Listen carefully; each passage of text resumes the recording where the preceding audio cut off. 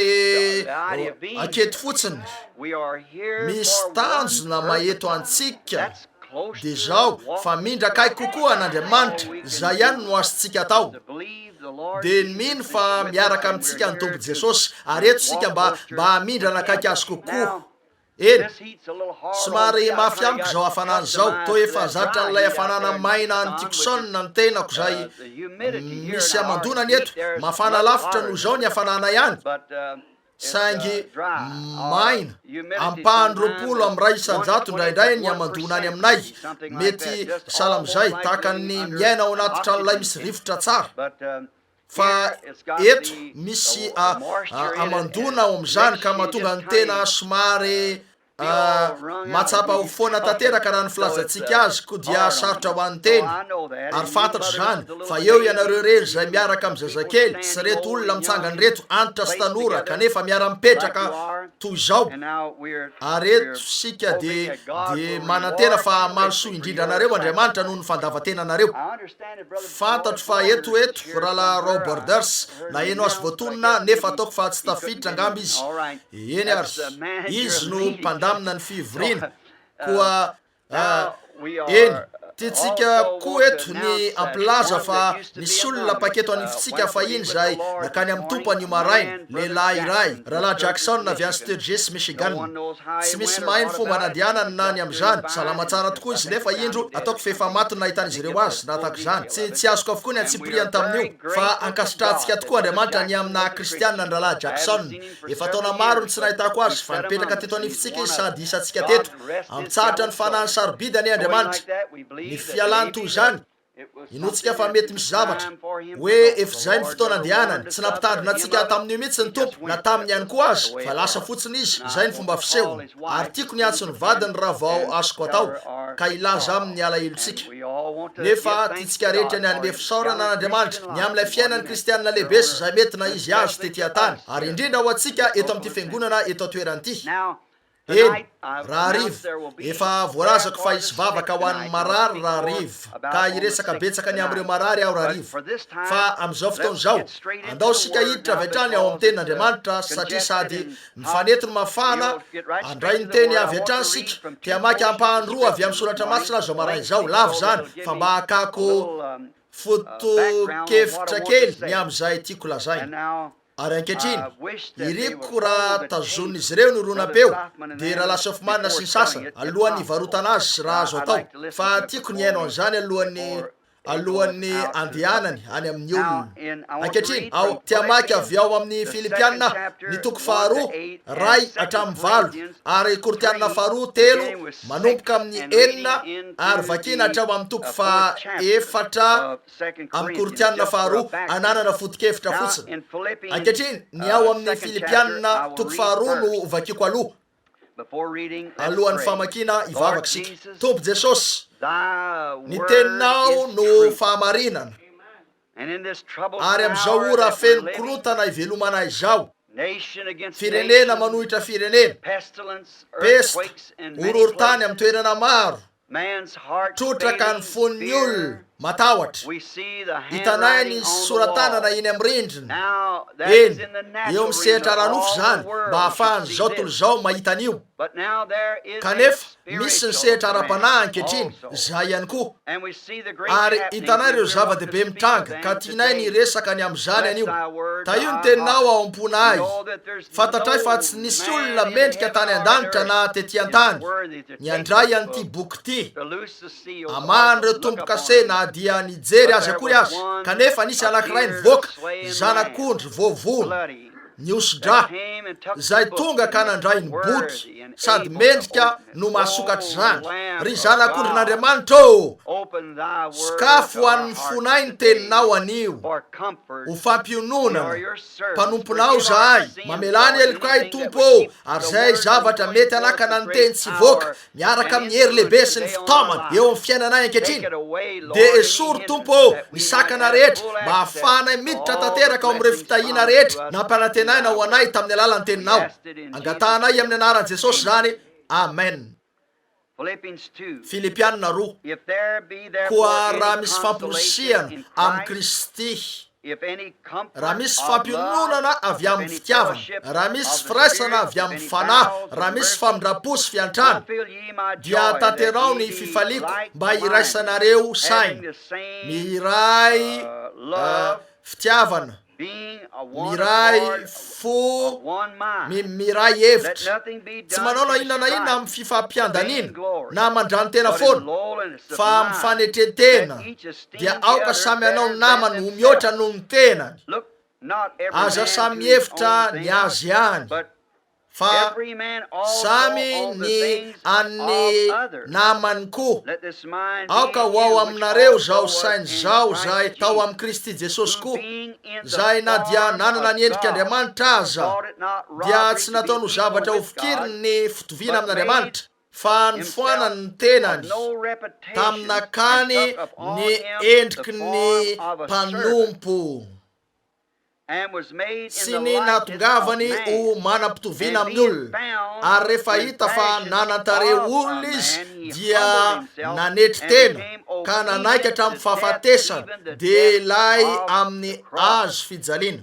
Now, we Ankehitriny shall turn now raha over afaka matika to sika eto 2 ao amin'ny Corinthians, Koritianina the third faharoa chapter. toko We fahatelo. will Atombontsika begin with the amin'ny 6th andininy verse, fahaenina and reading this ka vakina to the 18th and hatramin'ny down fahavalo to folo part of the ary 4th toizana amin'ny chapter, ampahany toko fahaefatra. who also Zay has made efa us nampaleo able anay koa ho ministers mpanompo of the New amin'izay Testament, fanekena vaovao, not of nefa the tsy amin'ny letter, soratra but of the fa Spirit. amin'ny fanahy. For the letter Fa killeth, ny but the soratra Spirit mahafaty giveth life. fa ny fanahy mahavelona. But if the Fa raha ny ministration of fanompona death mitondra written fahafatesana and azy dia engraved ilay in voasoratra stone teo was amin'ny vato glorious, no nisy so that the voninahitra, children of ka ny Israel could not zanak'Israely steadfast tsy behold the nabanjy na face ny of tavan'ny Moses, for Mosesy the glory noho ny of his voninahitry ny countenance, tavany. which glory was Zay to be done voninahitra away. ny Thou alevina, shalt tsy not maika the isy ministration voninahitra va of the ny Spirit fanompona be rather homban'ny glorious. fanahy. For if the Fa raha ministration nisy of voninahitra ny condemnation fanompona be nitondra ny glorious, fanamelohana,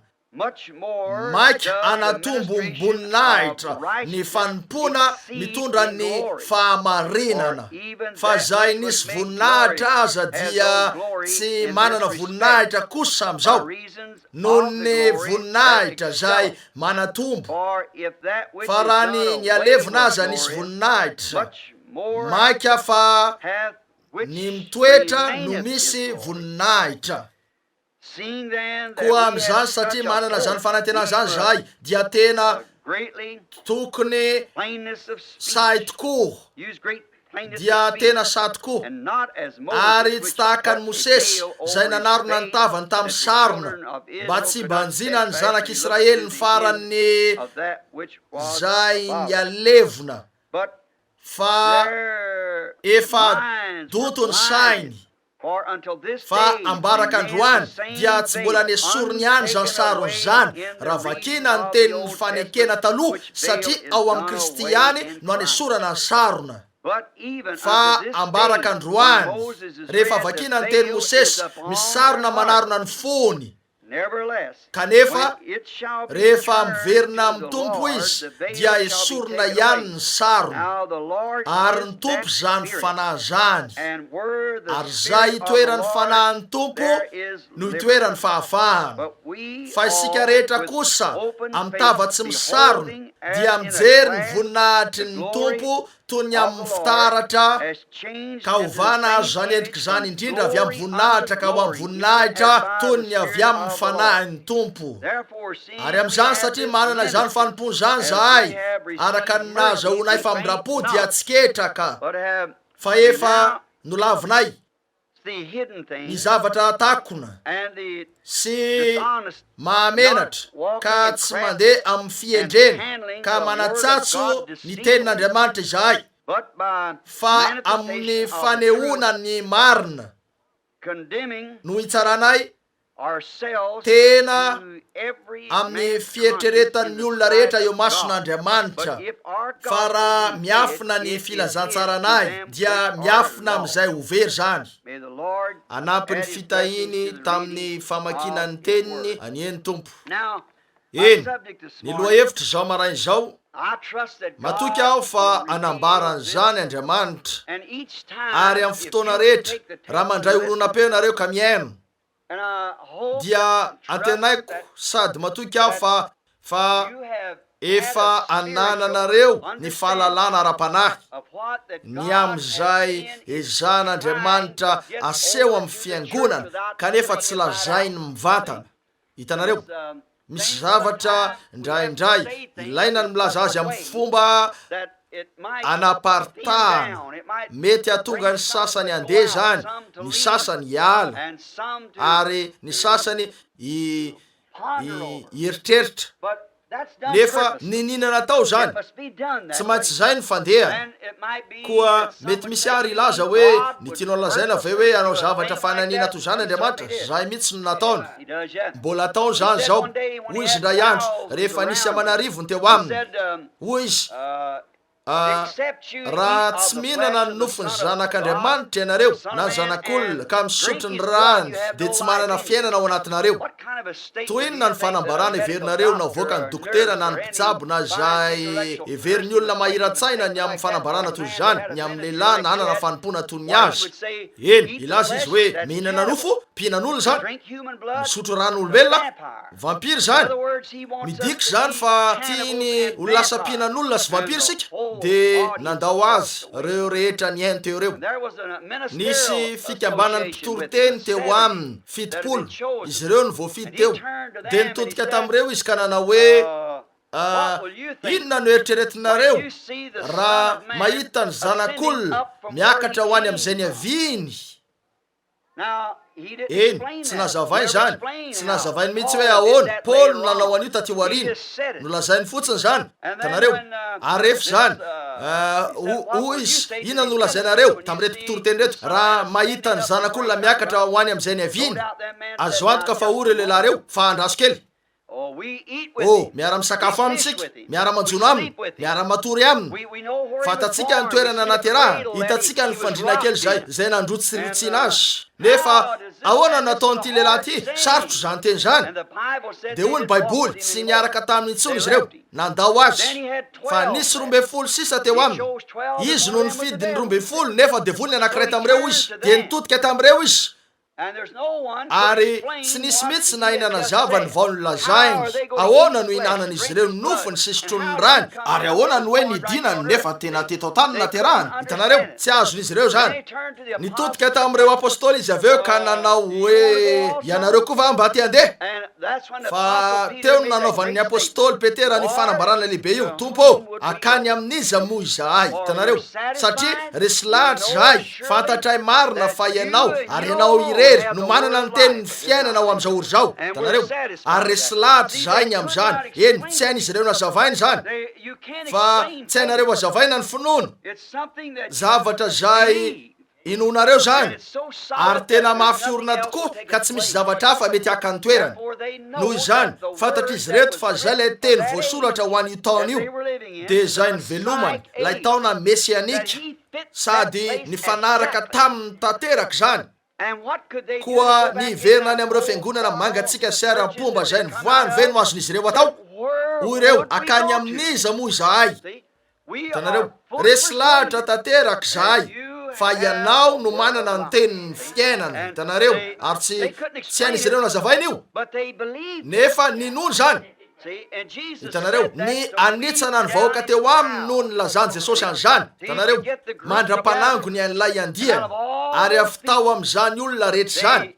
Izy ireo fa 110 tamin'ireo ihany no tena nahafantatra hoe izy. Fantatra izy ireo fa Andriamanitra izy, lay Andriamanitra tokana.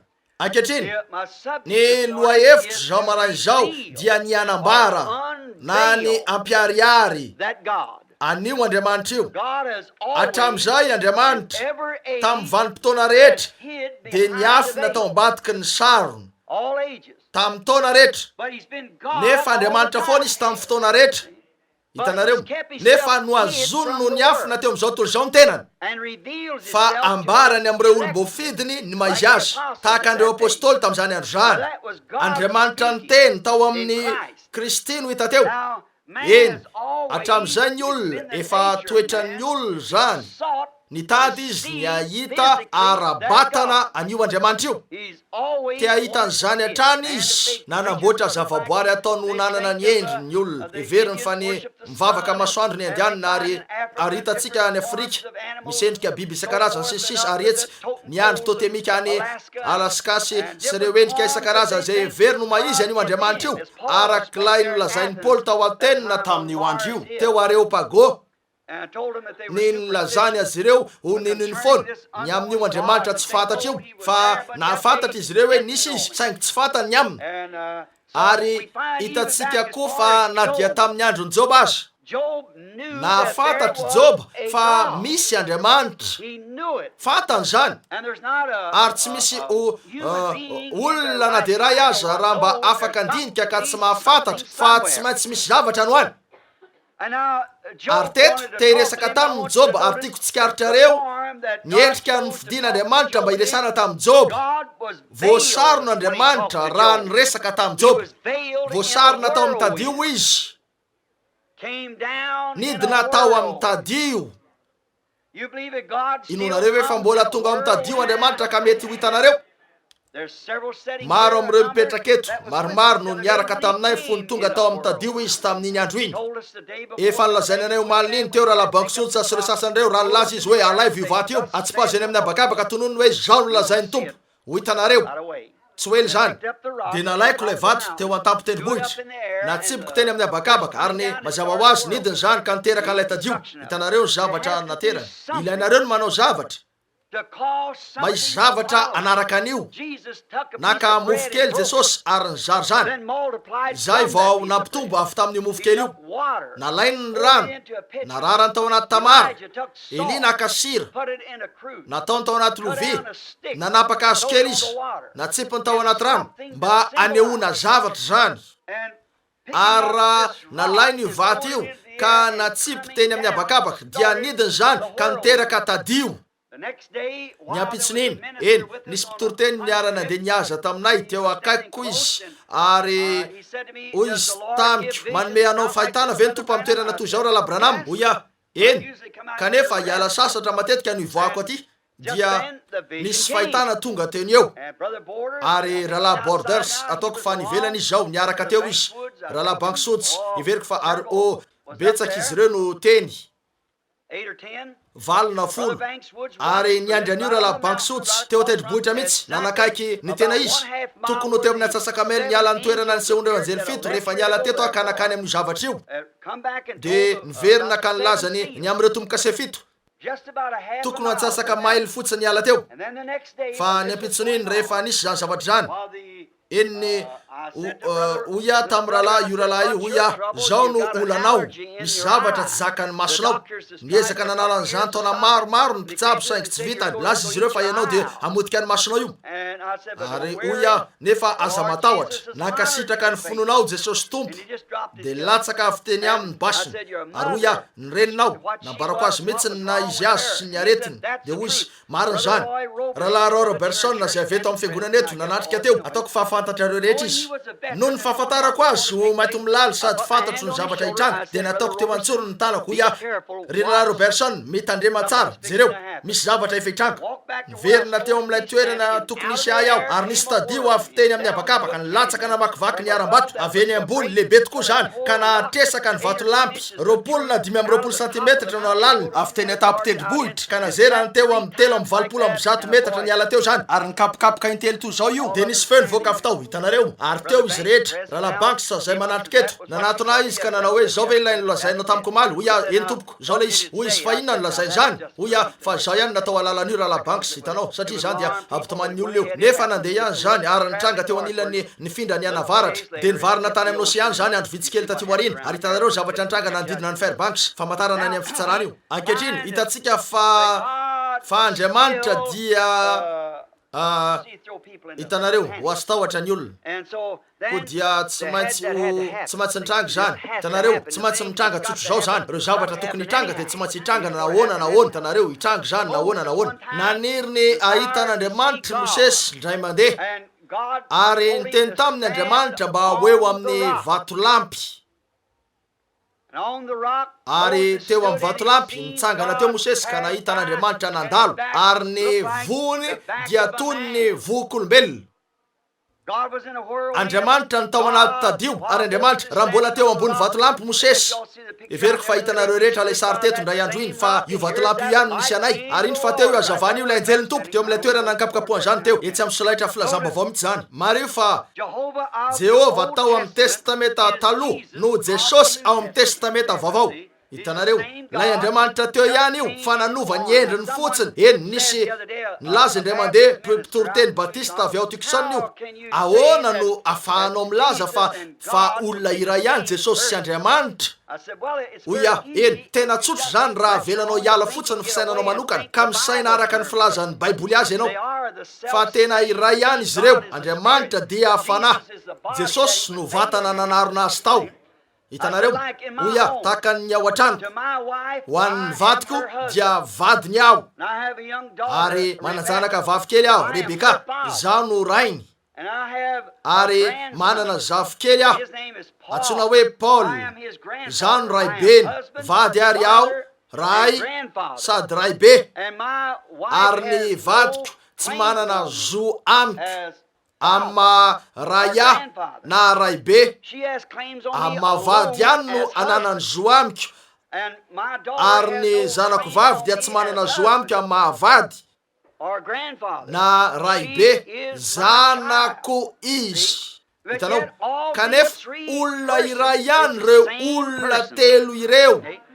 Hitanao, toy zany Andriamanitra ray zanaka ary fany masina zo mifandraika amin'ny vanim-potoana fotsiny zany. Andriamanitra ihany io, lay Andriamanitra teo ihany nanova ny tenany Andriamanitra, manova ny endriny.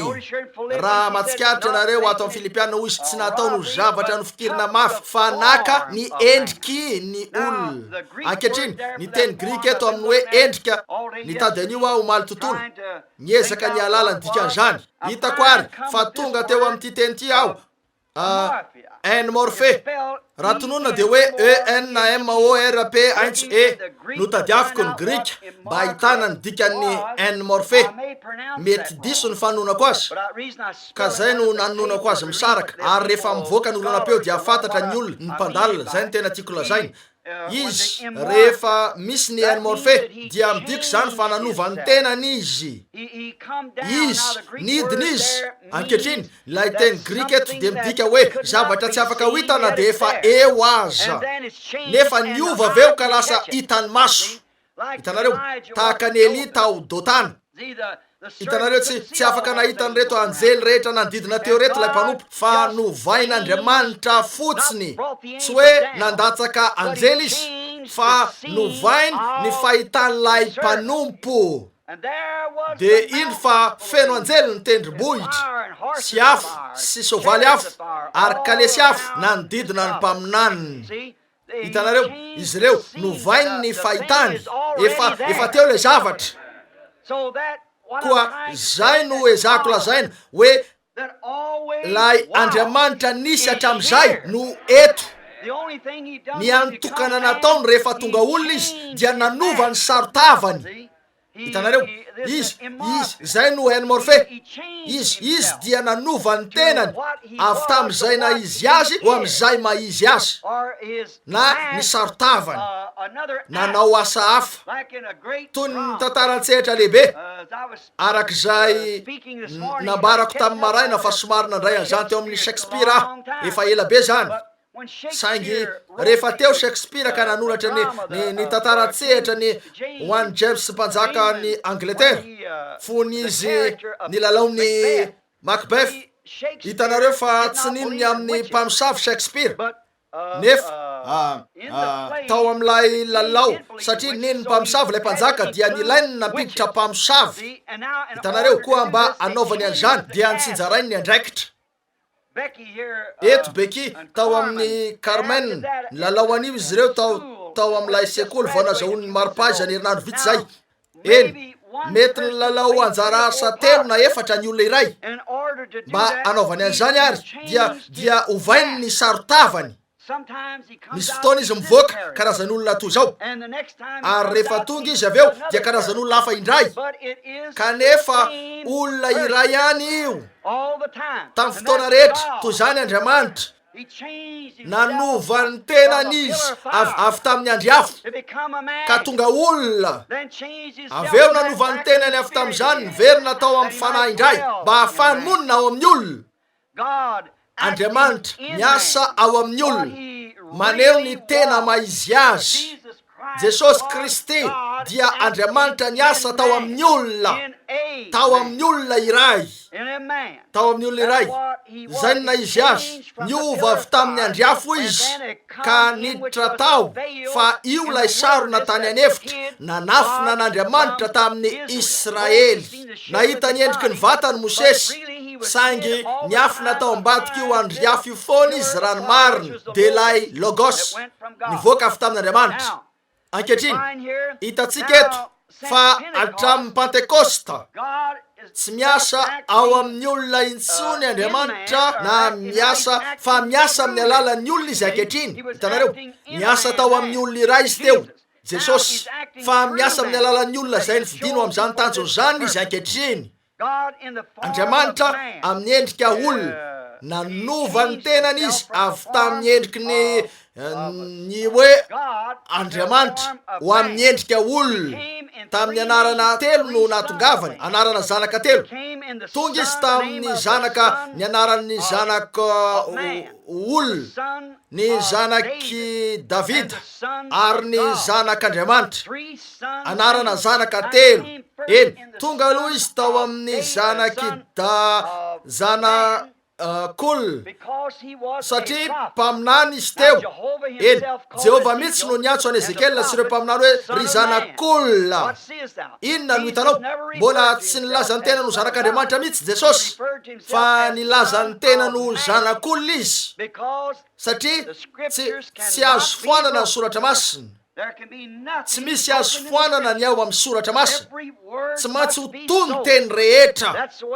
Zay ny fomba inoko azy, zay ny fomba tsy maintsy isin' zany. Tsy hoe satria zay no inoko, fa satria ten'Andriamanitra io. Fa raha tsikaritrareo ny tany am-boalohany, teny iray, ny pejy voalohany ao amin'ny Baiboly, ny Genesis voalohany, hitantsika fa zay rehetra, ny aretina rehetra, ny fahoriana rehetra, ny alahelo rehetra sy zay zavatra nahazo ny olombelona dia tonga satria nisy olona iray, tsy nino, teny iray, ka niteraka an'izao rehetra zao. Zay ny fiandohan'ny Baiboly. Ao amin'ny fiafaran'ny Baiboly, Apokalipsy 2:20, io Andriamanitra ihany no nilaza hoe na iza manaisitra teny iray amin'ity na manampy teny iray amin'ity. Hitanareo, tsy maintsy teny miampy teny arak'izay maizy azy. Koa noho izany, rasy fotsiny ohatra ilay zavatra kely zay, misy olona nitsikera hatrany ny amin'ny fanapahan'ny vehivavy volo. Fa hoa, raha mbola manao an'izany izy io, tsy rarahiko zay mety famasinana ananana sy zay mety fahalalana, diso hatrany izy. Ataony ny sorta sy reny fitafiana toy izany reny, tsy rarahiko zay mety vitany, na toy inona fahaizany mihira, na toy inona fahaizany mitoroteny, na inona zava-bitany, na zay karazam-piainana ivelomany. Misy teny iray ravatrany eo. Hitanareo?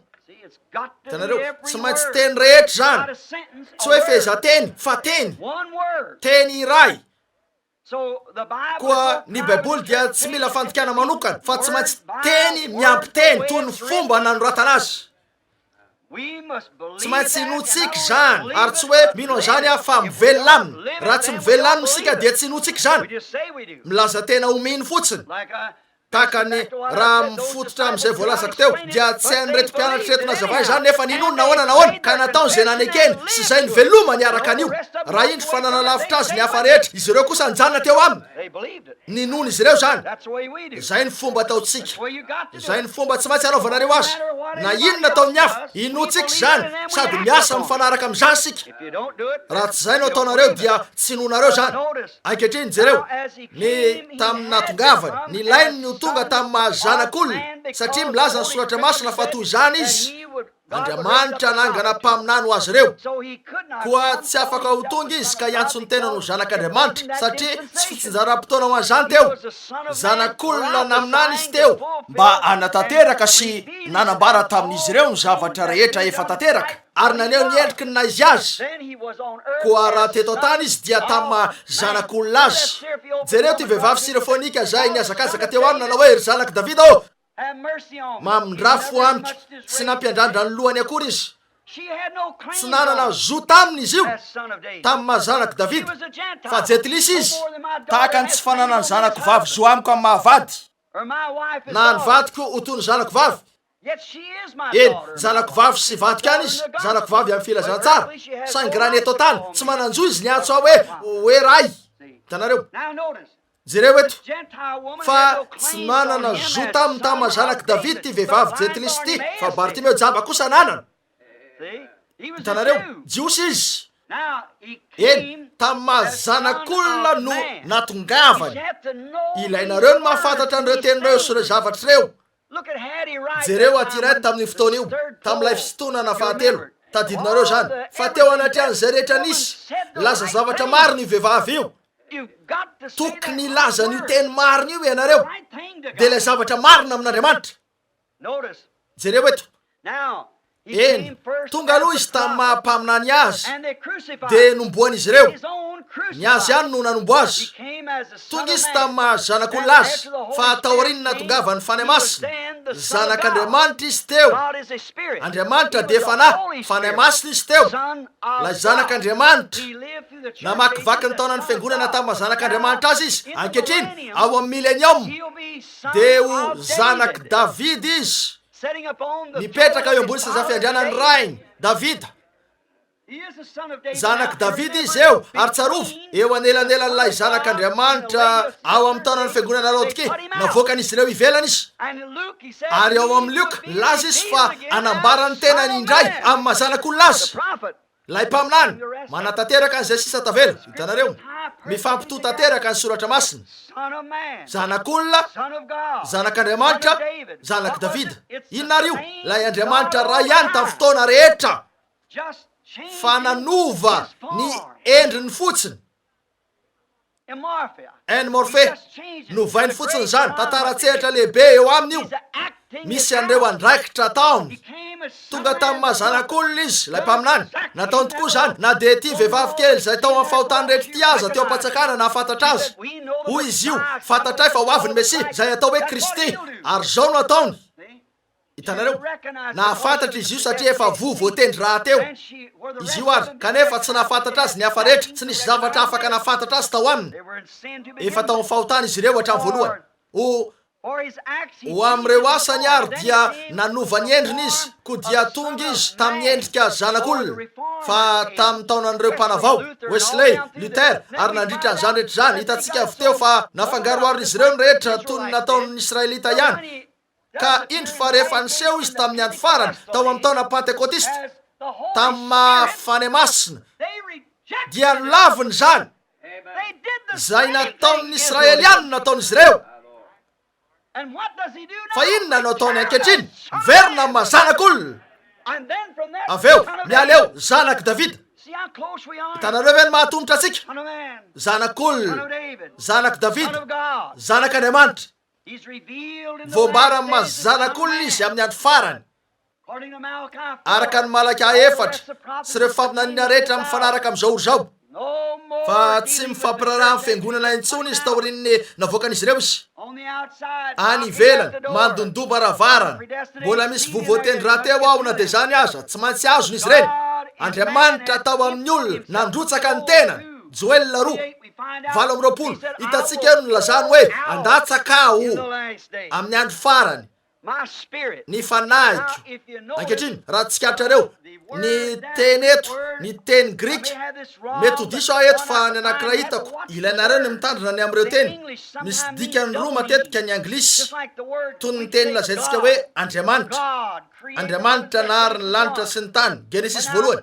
Fa eto, ao amin'ny Baiboly, izao no lazainy tamin'ny voalohany Elohim.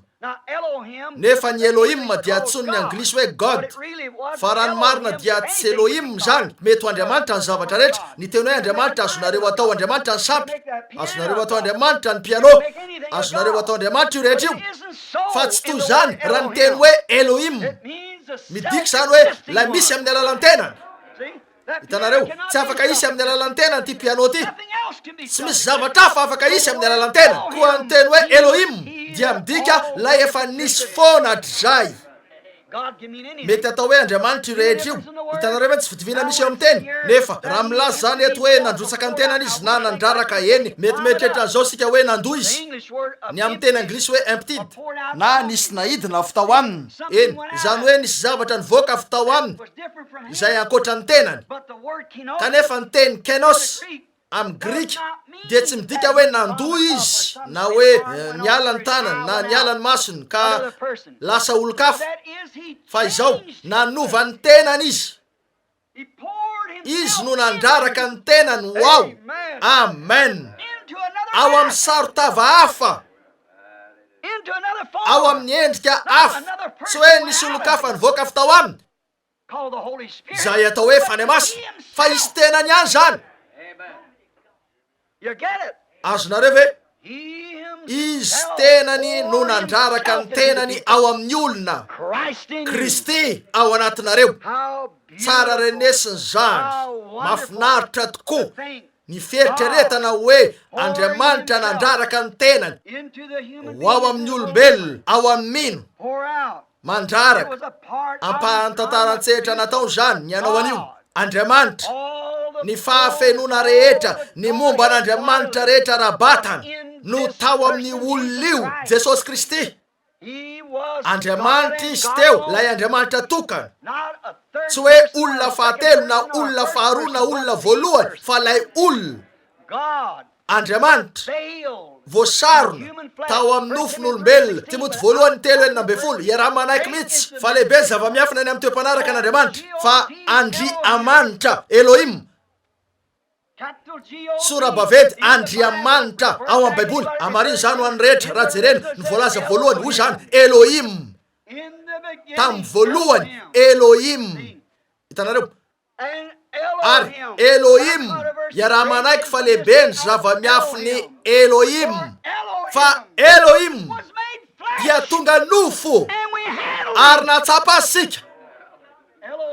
Elohim voasarona tao amin'ny nofon'olombelona, la Jehova lehibe zay nanerana ny faritra rehetra, ny fotoana sy ny toerana rehetra, no tonga olona natsapa asika. Elohim, tamin'ny voalohany Elohim, ary tonga nofo Elohim ka nonona tamintsika. Iny zany, zay ny fomba fanaony tamin'ireo andraikitra tamin'ilay tantaran-tsehatra, zay ny fanehoany ny asa nataony, zay ny fomba fanambarany ny tenany tamintsika.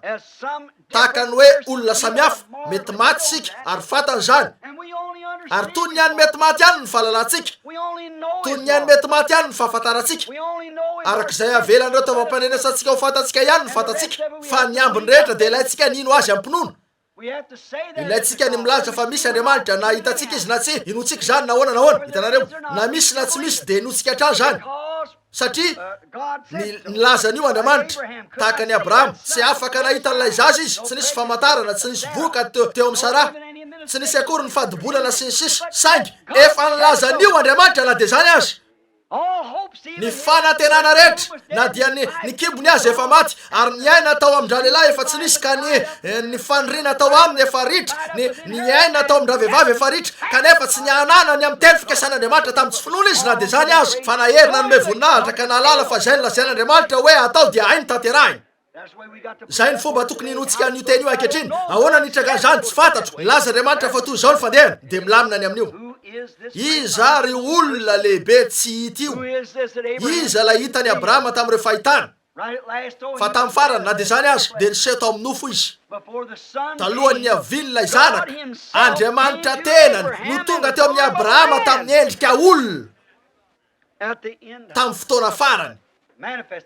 voaseho hitany tamin'ny hazavana kely izy ray mandeha, hitany tamin'ireo fahitana reny ny feony tamin'ny fanambarana maro, saingy taloha kely nilay zanaka nampanantenainy de nahita azy izy tamin'ny endrika olona sady niresaka taminy ary nomeny ena sy osotrony.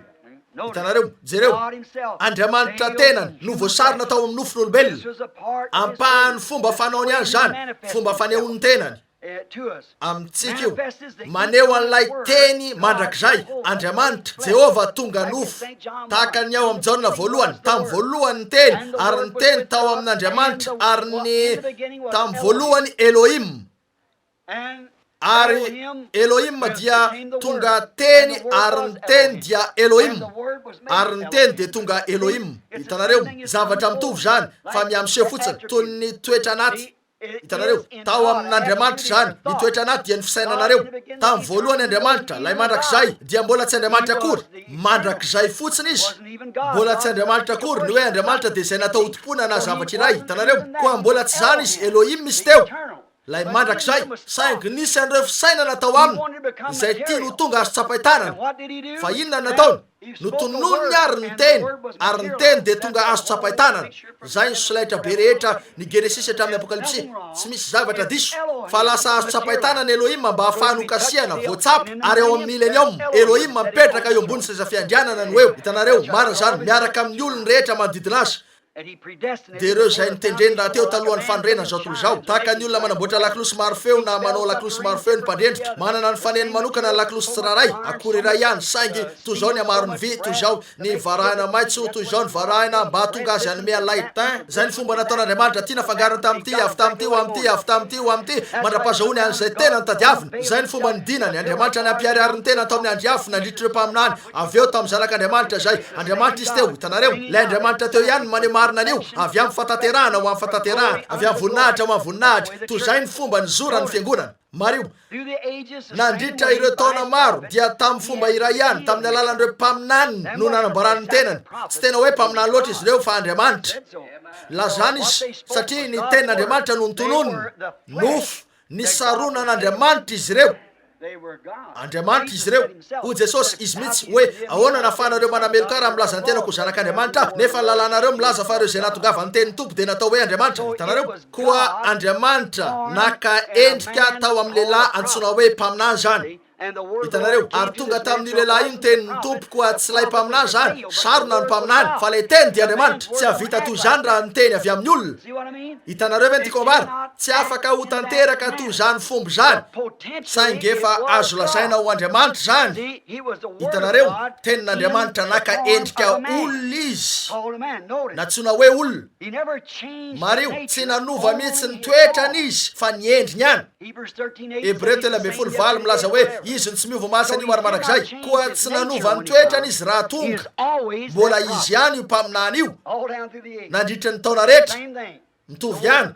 Ny teny. Hitanareo, tsy afaka manova ny toetrany izy fa novay ny endriny. Hebreo 13:4 milaza fa izy ny tsy miova masany io ary marak'izay, nanova ny saritavany fotsiny izy, tahaka ny ovako avy tamin'ny hoe vady, rehefa teraka ny zanako ray ahy eo, rehefa teraka ny zafikeloko ray be ahy eo. Hitanareo, kanefa tsy miova fa mbola izay ihany. Hitanareo, toy zany koa Andriamanitra tamiko zany dia nanova fotsiny, eny manova ny endrikareo fotsiny io. Hitanareo, Mario, fa ny toetra voajanahary no manova ihany koa ny zazakely ho lasa zatovo, ho lasa lahianitra. Zay ary izy. Hitanareo, miova fotsiny ny endrikareo. Ankehitriny tsy afaka ilaza amin'ny tanora eto ianareo zay 12 taona ka hanao azo ray be. Tsy zany mihitsy izy, ilaina miova ny endriny. Taona maromaro no anovo zany dia ho lasa dadabe izy.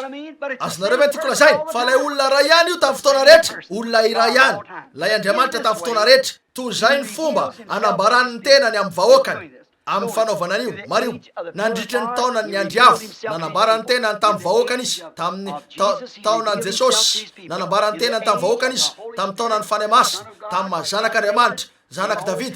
Toy zay fomba zay hatrany nanambarany ny tenany tamin'ny olona, ka tonga ny olona fantatra azy, voasarina tao ambadiky ny zavatra iray izy. Mario, fa zay fomba zay ihany na zay toetra zay ihany tamin'ny fotoana rehetra. Andriamanitra voasarina tao amin'ny Jesosy mba hanao ny asa mpanavotana teo amin'ny azo fijaliana.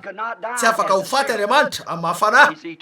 Mandrak'izay izy fa ny lainy nanao saritava ka nylalao ny andraikitra ny fahafatesa tena maty izy saingy tsy hainy natao tamin'ilay endriny Mandriamanitra azy zany nilainy nanao an'izany tamin'ny endrika zanaka tamin'ny mahazanak'olona teto tany hitanareo nilainy nanana endrika zanaka ary rehefa niverina izy tamin'ny Pentekosta dia tonga zanak'Andriamanitra indray hitanareo ve tiako lazaina azonareo zany izy no nilainy no tonga atao amin'ny nofon'olombelona mba ary tsy nisy olona tsy nisy faniriana ara-nofo porofony amin'ilay fanambarana voaraintsika ny amin'ny voan'ny menarana indray zany hitanareo ara-nofo tena taovam-pananahana mihitsy tsy poma taovam-pananahana marina zany tsy maintsy zay mario eto eny satria zay olona mety jereo reto mpaminany fahiny reto nefa nilainy no ambony no ny mpaminany hitanareo mba hahafahany manao an'io nilainy no nateraky ny virjinina izay manao hoe fa ny fahaterahan'ny virjinina dia porofo nilainy no nateraky ny virjinina mba hanala ny osina lay fanafody hitanareo ve tiako lazay koa tsy maintsy taovam-pananahana io no porofony tamin'ny fiaviany tena zany tsy avy tamin'ny faniriana ara-nofo no ny aviany fa tamin'ny alalan'ny fahaterahana virjinina ary nanova ny saritavany avy tamin'ny Jehova ho Jesosy izy mba hanao ny asa-panavotana teo amin'ilay fampisehoana an-tsehatra nanaovany an'io andraikitra eo ny hoe Andriamanitra teo amin'ny asa fijaliana te hita azy ny Grika ao amin'ny Jaona 12:20 betsaka aminareo no naheno antorony amin'izany teny zany tompoko te hahita an' Jesosy zahay tsikaritra reo ve zany eny nianatra tokoa ny Grika olona fantadazy izy reo ary nananany ny fietreretana lehibe ny amin'Andriamanitra toy ny Toriny Paoly taminy teo Areopago ary izy ireo no nitondra zao tontolo zao tao amin'ny siansy sy ny fampianarana fa olona fantadazy izy kanefa nanompo sady niny ny anganongano sisisy de reo boky ny kolotsaina sy reo kolotsaina ty karokaroka ary ny hafa koa kanefa talanjony izy ireo ny amin'ity lehilahy zay afaka nanasitrana ny marary sy afaka nilaza raha teo ny zavatra hitrangy ty tamin'ny Antsipria fa talanjony izy ireo koa dia tonga mba hijery azy ankehitriny jereo tsara eto aza diso azao hitanareo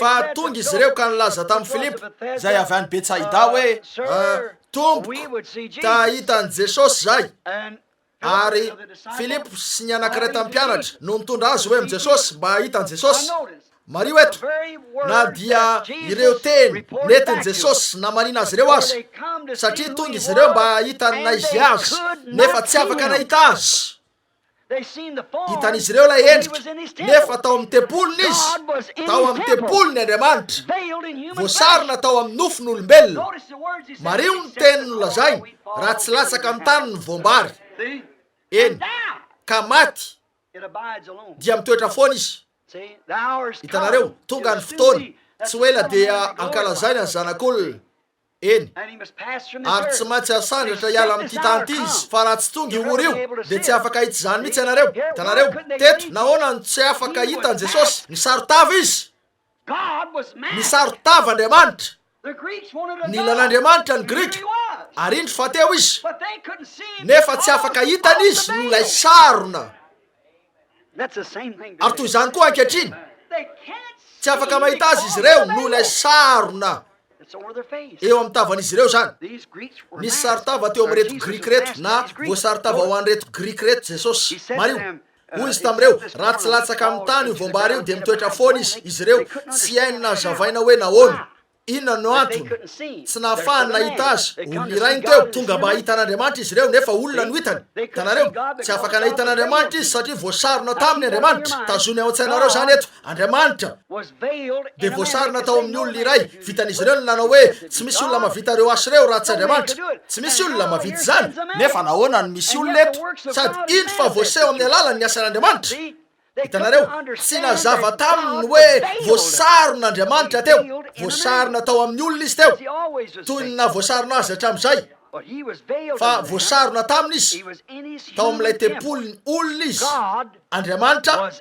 tao amin'ny tempoly olona ankehitriny mitandrema tsara ankehitriny izy dia tsy miova omaly io ary mandrakizay hitanareo Andriamanitra voasarona manafina ny tenany amin'izao tontolo zao voasarona tao amin'ny olombelona hitanareo fa teo Andriamanitra o reto Grika reto tahita azy zay fa ho Jesosy tsy maintsy latsaka ary maty ny voambary, tsy maintsy maty amin'ny fiheveranareo rehetra ianareo, tsy maintsy arinareo ny fisainanareo manokana.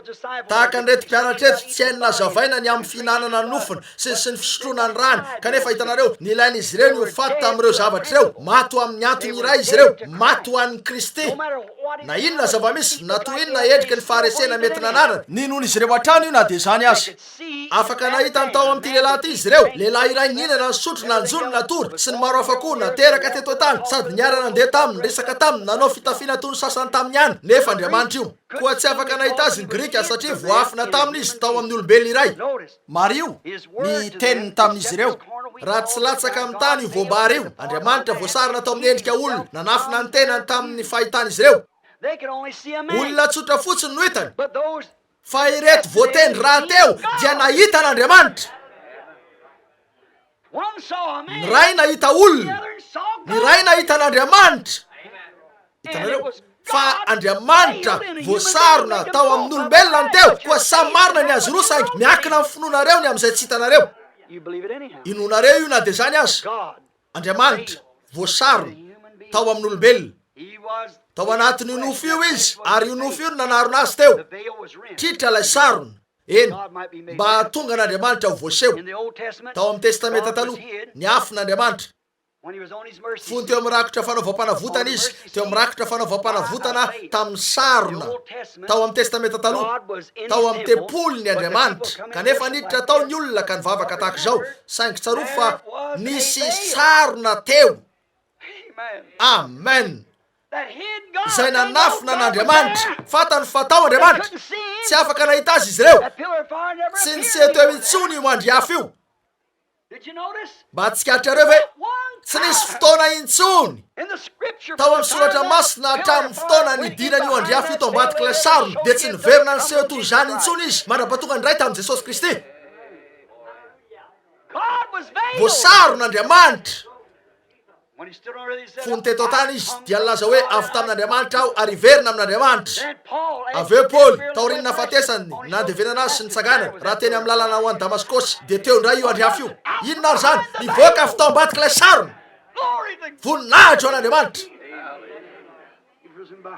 Tao ambadiky ny sarona izy. Eny, tao ambadiky ninona izy? Sarona hoditra. Hitanareo? Ody biby takasy tao ambadiky ny sarona, ary rehefa tritra io sarona io tamin'ny andro nanomboana azy, fa ilay sarona nandrakotra azy no tritra tamin'ny andro nanomboana azy, ka lasa hita ny rakotra fanaovam-panavotana rehetra. Eny, tsy azony jiosy hoe ahoana no ahafahan'Andriamanitra mamindra fo ampanota amin'ny olona ratsy tahaka atsika, fa tsy afaka nahita ny anankiray mpamindra fo ity izy ireo satria niafina izy tao ambadiky ilay rakotra fanaovam-panavotana tao anaty tao, niaraka tamin'ilay ody biby takasy niantona teo nandrakotra azy. Teo aloha raha nisy olona nandeha tao ambadiky io sarina io dia fahafatesana teny eo. Amen. Oh, amoaka lesona sika eto afaka fotoana fohy. Eny, raha azonareo raisina zany, ny mandeha ao ambadiky ny hoditra, nisy fotoana aza nanandrana nanao an'io ny anankiray tamin'ny zanaky ny mpisorona dia maty. Aza mandeha ao ambadiky io sarina io. Izay olona mandeha ao ambadika nahoana? Mbola tsy nisy fanavotana tao amin'io, mbola tsy tamin'ny endriny feno zany, mbola tsy tamin'ny endriny feno tsotro zao, fa ny zavatra rehetra zay mbola tsy amin'ny endriny feno dia mbola tsy ilay tena zavatra. Eny, tsy endriny feno, fanavotana ary no voarakitra ny fahotany, tsy nesorona, navela, azafady. Tsy navela, ny hoe navela dia nisaraka sy ny foanana, kanefa tsy navita n'izany raha ny zanak'ondry sy ny zanak'osy, koa niafy ny Jehova tao ambadiky ny sarona. Eny, tao ambadiky io sarona izay niafenan'io, raha nisy niditra tao dia maty ny karapoka, raha nanandrana niditra tao, saingy hatramin'ny Pentekosta, hatramin'ny nanomboana azy, rehefa tritra hatrany ambony ka hatrany ambany io sarina io teo amin'io taranaka io. Fa Jesosy io Andriamanitra io voasarona, ary fony maty teo Kalvary izy dia nalefa n'Andriamanitra ny afo sy ny tsela baratra, ka nandritra ny sariny io hatrany ambony ka hatrany ambany mba hiariary ny rakotra fanaovam-panavotana rehetra saingy jamba loatra izy ireo mba hahita zany arak'izay lazainy mosesy eto na dia na oy paoly eo ampamakina ny mosesy raha vakina ny teny mosesy dia mbola misy sarona manarona ny fony hatramin'izao or rahalahy ry anabavy zay no nataony jiosy fonitritra le sarony natonga n'andriamanitra ho niariary niatona teo amin'ny azo fijaliana niariary izy saingy tsy afaka nahita zany izy ireo move ka nanao zavatra mitovy amin'izany koa ny jetrisy andriamanitra oho raha teo amin'izy ireo ny taona ny fiangonana tamin'ny mahazanak'andriamanitra nefa indro ankehitriny ny sarony reo anara-piangonana sy ny sisa io sarony fombafomba nananantsika hatramin'ny pentekoste io reo fombafomba ny fiangonana no rofotra dia ilay zavatra lazainy olona hoe efa lasa ny andro fagagana sy ireo zavatra eo dia nesoron'andriamanitra teo amin'izany ny sarony ka nahatonga azy ho niariary nefa vonona ny anomba an'izany ndray izy ireo tena mitovy mihitsy lay andriamanitra voaseho niariary ary tokony ho hitan'izy ireo teo izy saingy tsotra loatra izy olona tahaka ny rehetra tsy afaka nahitan'io izy ireo eny indro nisy olona teo fa hoy ireo io zalahy io inona ny sekoly ny voany kanefa tsarofo rehefa namely ny vatany lefona dia niala taminy fanahy io ny tempoly rava lay toerana fisoronana ary nisy tselabaratra namely mafy tao amin'ny tempoly ka nandritra ny sarony inona ny teo lay andriamanina no niantona teo kalvari nefa jamba loatra izy ireo ka tsy nahitan'io zay no natonga azy niariary nefa mbola tsy hitan'izy ireo hatrany zany jamby izy ireo andriamanitra voasarina tao amin'ny olombelona tadidinareo fa niverina teo amin'ny paoly izy taoriany zany ary tamin'ny petera tao an-tranomasina tamin'ny mahandry afo tadidinareo ve zany saingy tokony hiverina indray izy amin'ny andro farany fa tokony hiverina indray ny andry afo mba aneo ny zanak'olona eny mba aneo ny teny lay azavana reo fombafomba dia samy ho fongana tsisy zavatra asakana an'io fa ho tanteraka zany nahoana tena hompiten'andriamanitra ny anara-piangonan'izy ireo sy ny fombafombany karazana fanahoana no anaovany an'izany toy ny nataony tamin'ny voalohany jereo ny nataony tamin'ny andro ny eli tamin'ny andro ny jaona aza manao anakapo hoe manana ny abrahama ho railay zahay fa andriamanitra mahay manangana zanaka hoan'ny abrahama avy amin'ny reto vaty reto hitanareo aza mieritreritra hoe satria mpikambana amin'ity sady mpikambana amin'ry hitanareo nandritra ny saron'andriamanitra eny mba aneo ny maizy azy hitanareo jereo ilay sarona rehefa tritra eo zany ankehitriny dia mahitsika eny nisy fotoana raha nisy olona namaky an'io sariny io dia fahafatesana teny eo ny tsy midotrao ankehitriny ny fahafatesana amen raha tsy vitanareo ny amotika ny saro ny fombafomba io ka amaky an'io rindriny ny anara-piangonana io mba hitan'andriamanitra ao amin'ny heriny dia fahafatesana zany raha fahafatesana ny fidinana atao fa iny dia fahafatesana ny fijanonana eny velany ankehitriny ny rakotra fanaovam-panavotana rehetra dia efa miariary afaka mahita an'izany ny rehetra efa tritra ny sarony voninahitra ao an'andriamanitra efa ny rakotra fanaovam-panavotana rehetra no tonga miariary ahoana no afan'andriamanitra mamindra fo ampanota ratsy tahaka atsika fony nanafina ny tenany izy dia mbola zavaniafina nefa miariary zany ankehitriny na mibaribary voambara tamin'ny alalan'ny teniny ny teny hatrany zany zay foana io no andriamanitra fa ny teny no manokatra an'io koa raha mba nalala ny teny andriamanitra matsy retolo reto tamin'io andro nahafatesan'i jesosy io dia ho hitan'ilay rakotra fanaovam-panavotana ho hitan'ilay izy azy iza moary izy io nahoana ny tritra ny sarony tsaro fa fahafatesana ny fidinana tao tsy nisy najery zany hitany mosesy tamin'ny endrika io dia tamin'ny tafio nisy voky olona iray fa teto zany voka feno raha olona iray ihany inony zany teo andriamanitra teaneo tamin'izy ireo an'ilay rakotra fanaovam-panavotana andriamanitra teaneo tamin'izy ireo na izy azy koa tritra ny sarona tao amin'ny tempoly avy tamin'ny tanan'andriamanitra avy tritra hatrany ambony ka hatrany ambany ary naneo an'andriamanitra miariary dia jesosy kristy niantona tamin'ny azo fijaliana ny teo ilay rakotra fanaovam-panavotana fa inona ny zava-nisy teo jamba loatra ny olona ka tsy nahita zany miverina ndray zany ankehitriny reo fombafombany fa avy eo tamin'ny andro pentekosta tonga ny teny sady tamin'ny endrika zanak'andriamanitra ary nanomboka nanao an'io rafitra izy ireo tao anise rome ary tsy ela dia nakao amin'ny metodiste izy ireo batista presbyteriana pentekotista sy ny sisa nanao rafitra ara-pomba ka natonga ny olona tsy nalala intsony ny toerana misy azy nefa voninahitra ao an'andriamanitra efa nampanantena ny zavatra ataony amin'ny andro farany izy aneho ny teniny miariary misokatra eo an'loantsika indray eny anokatra zany raha mba nafantatra ny teny fotsiny matsy izy ireo dia ho nafantatra hoe izy Jesosy. Raha mba fantatry ny olona iray fotsiny ny tenin'Andriamanitra dia ho fantany ny ora iainantsika sy ny zavatra mitranga. Lavon'izy ireo fotsiny ny haino an'ity teny ity. Ny fombafombany inona no nahatonga ny fahitany reto jiosy reto toy izany? Inona to mba tokony ho hitany tsara ihany zany satria efa tritra ny sokatra ilay zavatra no triarina hisokatra ho amin'ny tanjony iray zany. Ahoana no hitohizany zao fifohazam-panahy zao? Fomba ahoana no ahombiazany, fomba ahoana no azahoany fitahiana? Tsy rarahiko izay abetsaka ireo makatahaka azy io sy ny zavatra hafa koa zany tsy rehefa nivoaka Mosesy dia maro isan-karazany no nivoaka niaraka taminy. Fa inona no antony nanaovana an'izany? Jehova izy tenany no nalala ny sarona teo amin'Andriamanitra mba haneho ny tsy fitoviana teo amin'ny marina sy ny tsy marina. Izy amin'ireo metodista, batista, presbiteriana na iza ny marina, ny tenin'Andriamanitra ny marina. Aoka ny tenin'ny olona rehetra ho lainga fa ny aho marina. Tsy mila mpandika ny tenin'ny Andriamanitra, izy ihany mandika ny tenany. Asehony zany ka izay no manome ny fandikana. Andriamanitra mampiariary ny tenany. Ola eto anivontsika mihitsy hitantsika ny tanany lehibe fa milaza andreo zavatra eo, manao andreo zavatra eo, mananjavatra ny amin'izany aho rarivo. Eny, ny amin'ny fomba fijerena ny tanan'Andriamanitra ny zavatra ataon'izany, ny fomba fanehon'izany ny tenany. Hitanareo fa hoy ny olona fadalà zany.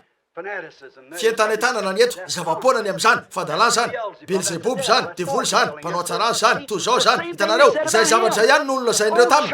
Ry fiangonana fa raha mivoaka zao olona-peo zao mo tsy hitanareo va ary mpitoro filazantsara hoe aiza ny velomanareo?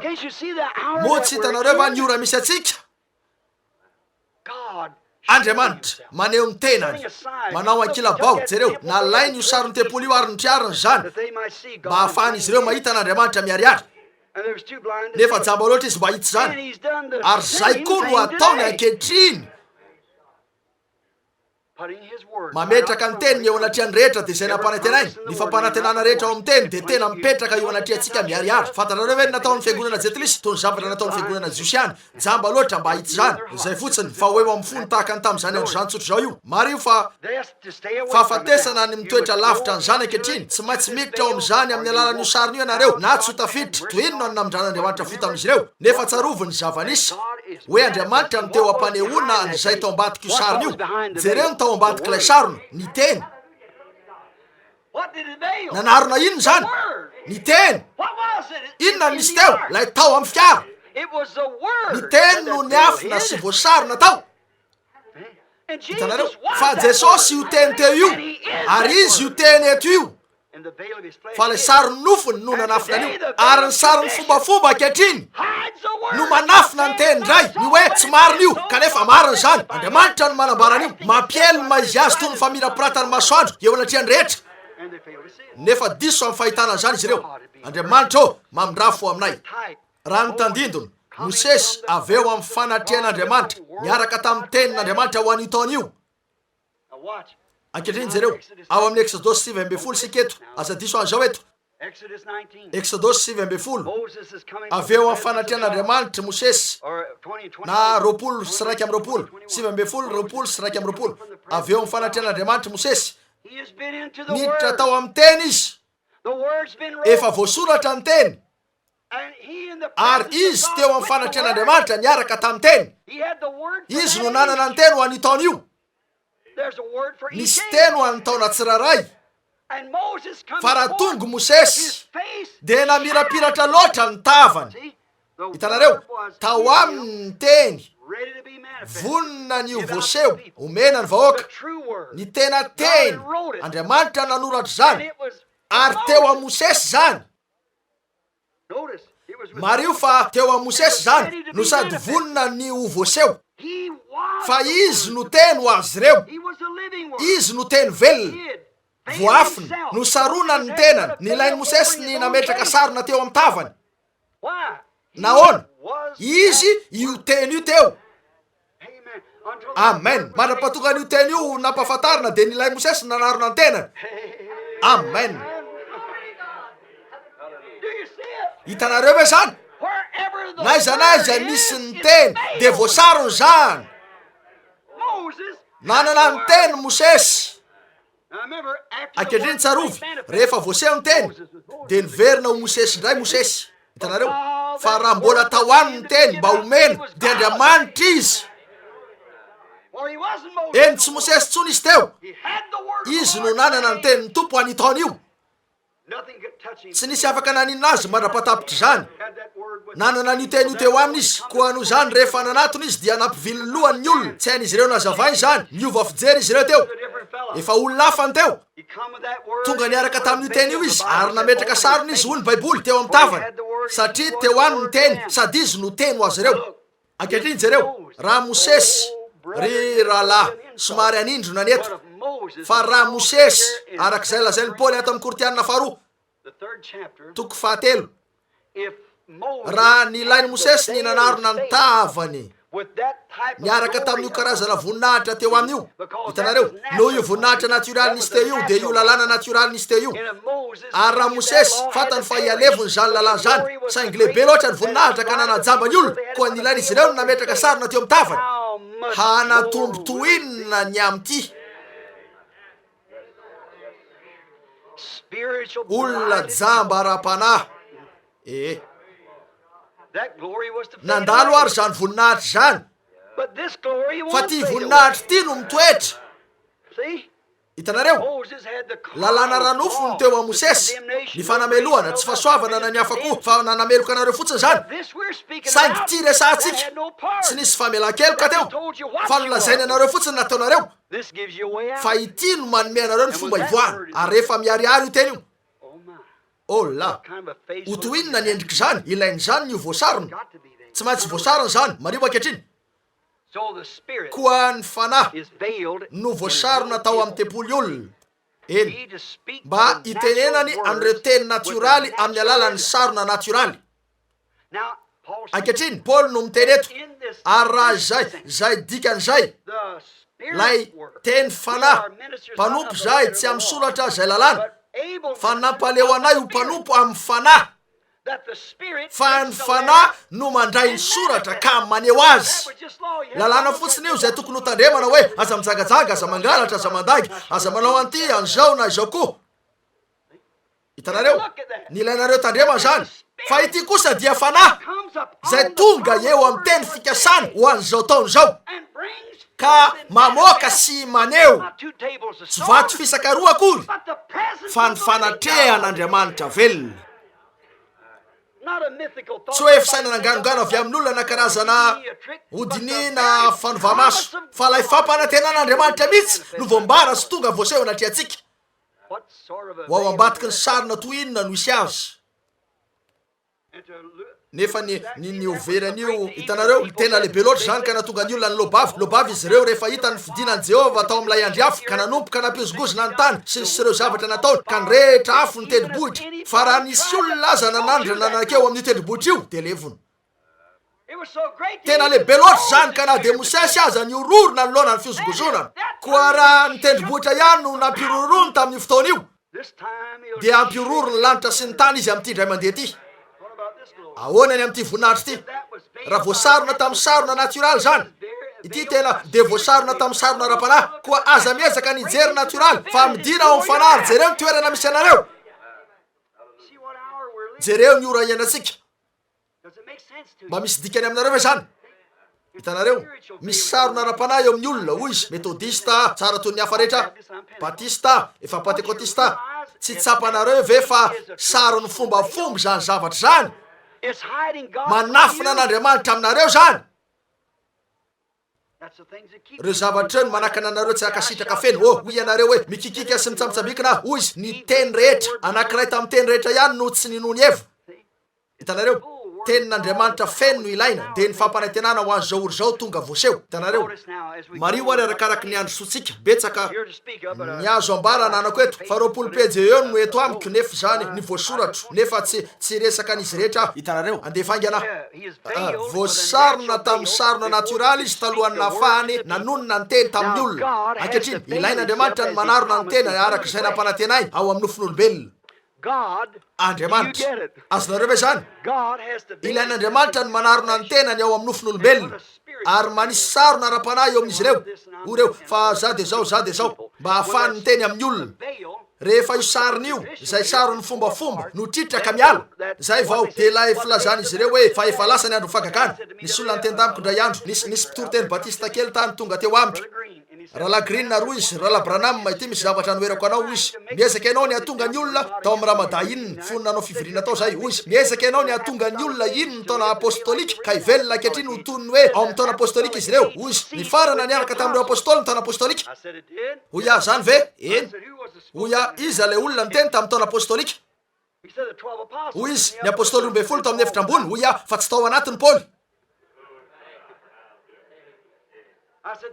hoia petera ny olona ny teny teo aroa petera tamin'ny andro pentekoste rehefa hitany olona ny zavatra rehetra nitranga sy ny fiasan'ny fany masiny de hoy izy fa ny teny fikasana de ho anareo sy ny zanakareo aro an'izay rehetra lavitra na iza atsony jehova ny amantsika anatona azy raha mbola miantso izy de mbola eo atrany io zavatra io ovinary no mifarana ny taona apostolika mifarana ny taona apostolika rehefa mifarana ny antson'Andriamanitra tsy nalobavy intsony izy fa niraisy ny satro ny delasa izy fa ny teny mavity zany ny teny ihany hoy jesosy tamin'ny satana voasoratra hoe tanareo zay no izy voasoratra hoe hoy ihany lasy petera fa tsy farana mihitsy zany na iza tsy ny tompo de ho azy reo io fitahina io nefa hoy ianao najany no ovina tsy misy alahelo ve hoy tsy ramose na de kely azy andao ary zay no izy tanareo lasy petera fa na iza tson'Andriamanitra dia andray fitahina apostolika raha ihany fa tenin'ny tompo zany hitanareo ankehitriny lay sarona natioraly Andriamanitra lay teny voasarina tao nofon'olombelona ino zany teo voasarina tao Mosesy Andriamanitra tao a Mosesy Andriamanitra voasarina ary ny fanatrehan'Andriamanitra ny tao aminy tanteraka loatra izy niaraka tamin'io teny io tao aminy toy zany ka natonga azy nila nanarona ny tavany fa mpaminany voamarina io sady naneo ny teny sy ny laza tamin'izy ireo hoe tsy azonao atao zao azonao atao ty ary tsy azonao atao zao hitanareo mba anomezana ny teniny ho an'io taranak'io de nanarona ny teny atao amin'ny olombelona izy raha tsy zany ny teny dia anajamba na de ireo zay natsona nyvoaka azy hitanareo na dia ny olona teo azy tsy nahatanty ny jery an'io amin'ny exodosy no ahitantsika an'izany hoy ireo aoko Mosesy no hiteny fa tsy Andriamanitra hitanareo ve ny antony tsy nisehon'ny andriafo matetika intsony hitanareo hoy Andriamanitra ataoko zany mpaminany no atsangako azy ireo amen isy anankiray atsangako azy ireo ary tena tonga tokoa izy atsangako ary izy no anana hotely izy hoy izy raha tian'izy ireo nahitany amin'ny teny hoy izy ankehitriny Mosesy efa niseho taminao tamin'io rome miafy teny io aho hoy izy idinao ka ampirehitra ny titerboty ty hoy izy ahita izy ireo fa marina ny voalazanao iseho eto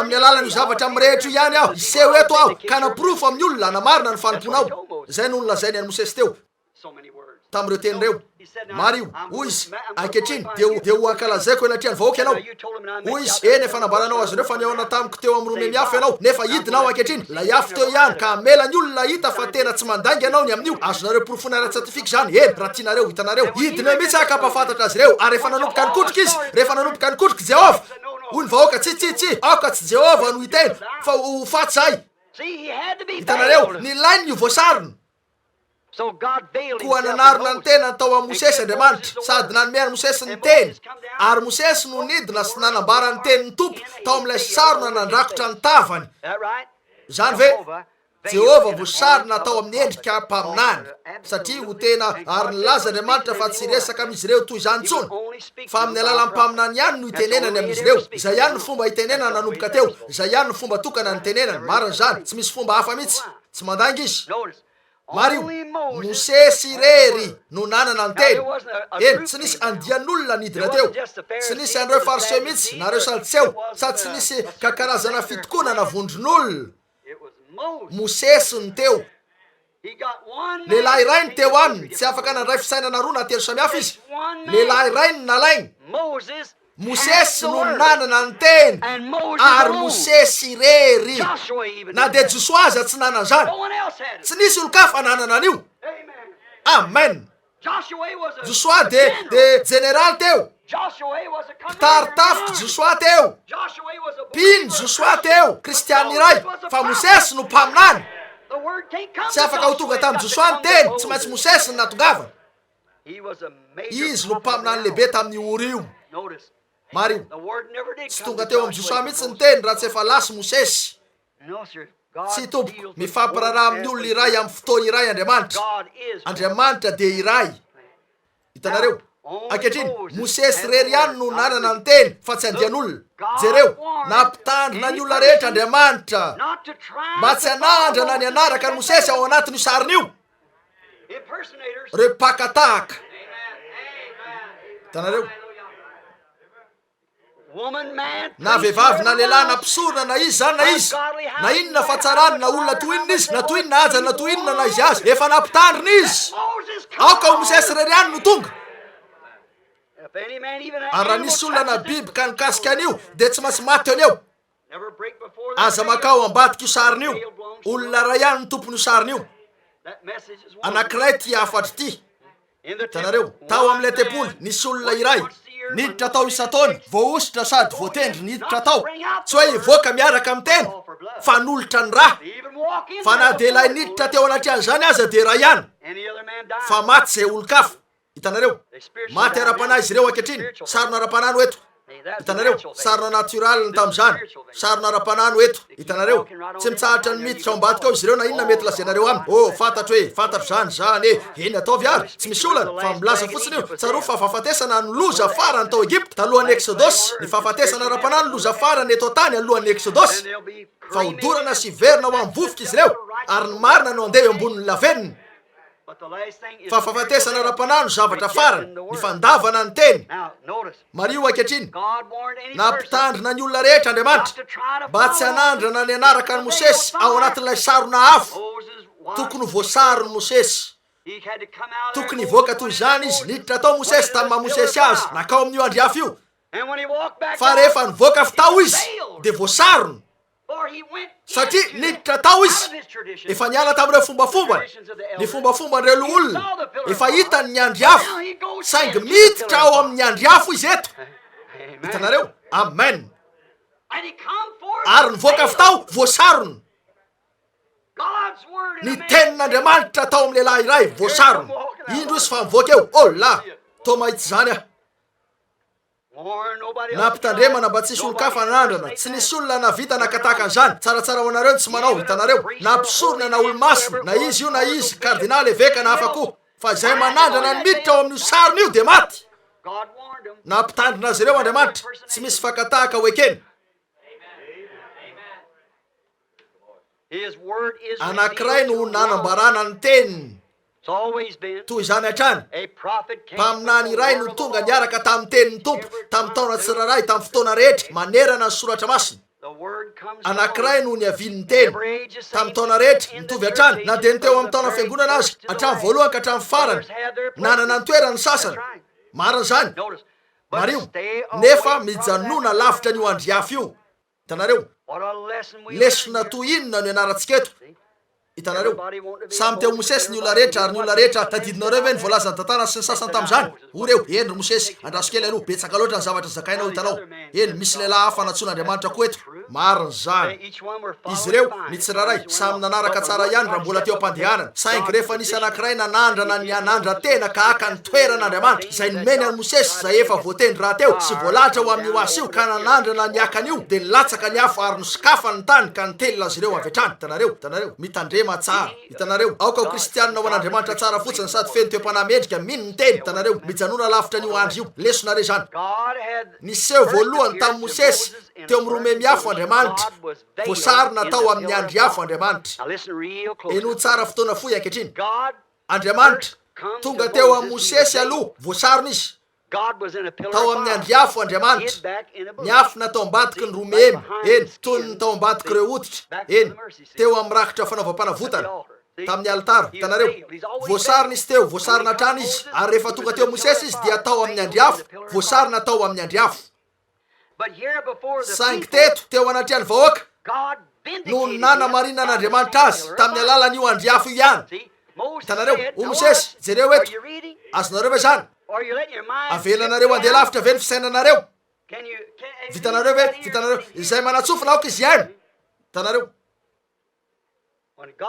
rehefa niseho ta Mosesy Andriamanitra dia tao amin'ny andry afo raha niantso azy ao amin'ny fanompony izy ary tonga nylazan'io tamin'ny vahoaka Mosesy tsy afaka nino an'izany izy reto nefa nitanterahany ihany ny fagagana sy ny sisa na de zany azy kanefa tamin'ny fotoana io hita maso izy voaseho ara-tsiatifika sady nanamarina ny fanompony Mosesy fa Andriamanitra ray ihany no niteny taminy satria niseho tamin'ny endrika andriafo izy sady nampirehitra ny tendrombohitra fa tonga teo Mosesy tamin'ny Romemy zany niteny taminy eny ary niseho aloha Andriamanitra ta Mosesy tamin'ny Romemy afo sarona fa teo anatrehan'ny olona voasarona indray Andriamanitra sady nanamarina ny Mosesy tamin'ny alalan'ilay sarona tamin'ny nanarona ny tenany tamin'io afo io ihany lay andriafo teo ihany no nidiny aveo amin'izy ireo mba afahany tsy andre afa-tsy ny tenin'Andriamanitra azonareo zany niteny ihany nandreny feony izy ireo satria Mosesy teo ho azy ireo no teny velona Mosesy hitanareo nomporofon'Andriamanitra loatra tamin'ny alala Mosesy io teny io hitanareo hoy Mosesy hoy Andriamanitra ta Mosesy mandeha any ianao ombanao ah izy no tsisy ajanona eo nolonao zaho no lay izy nidina tany Mosesy ka nanao hoe mety tsy no an'izao ianareo angamba kanefa niseho tamiko tao amin'ny andriafo Andriamanitra ka nilaza an'ireto zavatra reto tamiko feno karaza zavatra toy zany eto aminay ho farao eny ho pastora farao fa fanovaly-maso tsotra toy ny an'ny mpanao ody nanananao eny manana mpanao ody aho eto izay mavita manova menarana ny tena lasa menarana avy eto ry mpanao ody de tonga teo izy ireo ka nanao toy zany nafantatry Mosesy tsy nisy naneligely azy nafiry pakatahaka nananan'izy ireo tsy nanova zavatra mihitsy zany nitoetra ho tony hatrany Mosesy tampoka teo nandadilady teo fotoana fo izy ireo ary teo eo natelin'ilay menarana Mosesy ny hafa rehetra hitanareo nahoana tahaka an'ireo apôstôly tsy hain'izy ireo nazavay zany tsy fantatry Mosesy ny fomba entin'Andriamanitra anaovana an'io kanefa atao zany tsarovy nilaza izy fa ivery ny jamborasy jana amin'ny andro farany eny reo fakatahaka ary amitaka na de ny olo mboafidy aza razony atao Matio 4:7 tanareo tena zavatra tahaka zany mihitsy manao karazana fagagana mitovy sy ny sisa ity teny ity jereny ity teny ity jereny milaza ny olona hoe manao fagagana nefa mbola te iny ihany izy hoe misy Andriamanitra telo hoe misy reo karazan-javatra rehetra eo matsirany zany karazan-javatra zany fantatsika fa diso zany tanareo tsy misy zavatra tahaka zany tanareo niteny rehetra zay naloka ny vavan'Andriamanitra Genesis teny ray areto voalaza hoe aza manaisitra na manampy teny ray hitanareo tsy maintsy io teny io ihany hitanareo Mario nahita ny vahoaka fa nisy zavatra ny tranga ny sary Mosesy raha mbola mpaminany izy ary Andriamanitra efa nanamarina ny teniny teto de nakely izy ary hitan'ireo famantarana sy ireo fagagana aveo fa zao efa nampisaraka ny tena ny vahoaka io ho fiangonana hitanareo ny teny fiangonana de midika hoe nantsona ivoaka hitanareo taoriny ny antsona azy ireo ny voaka zao tory zao ka tonga vahoaka eny de namela ny tenany ho fantatra Andriamanitra aveo hoe izy io andriafo io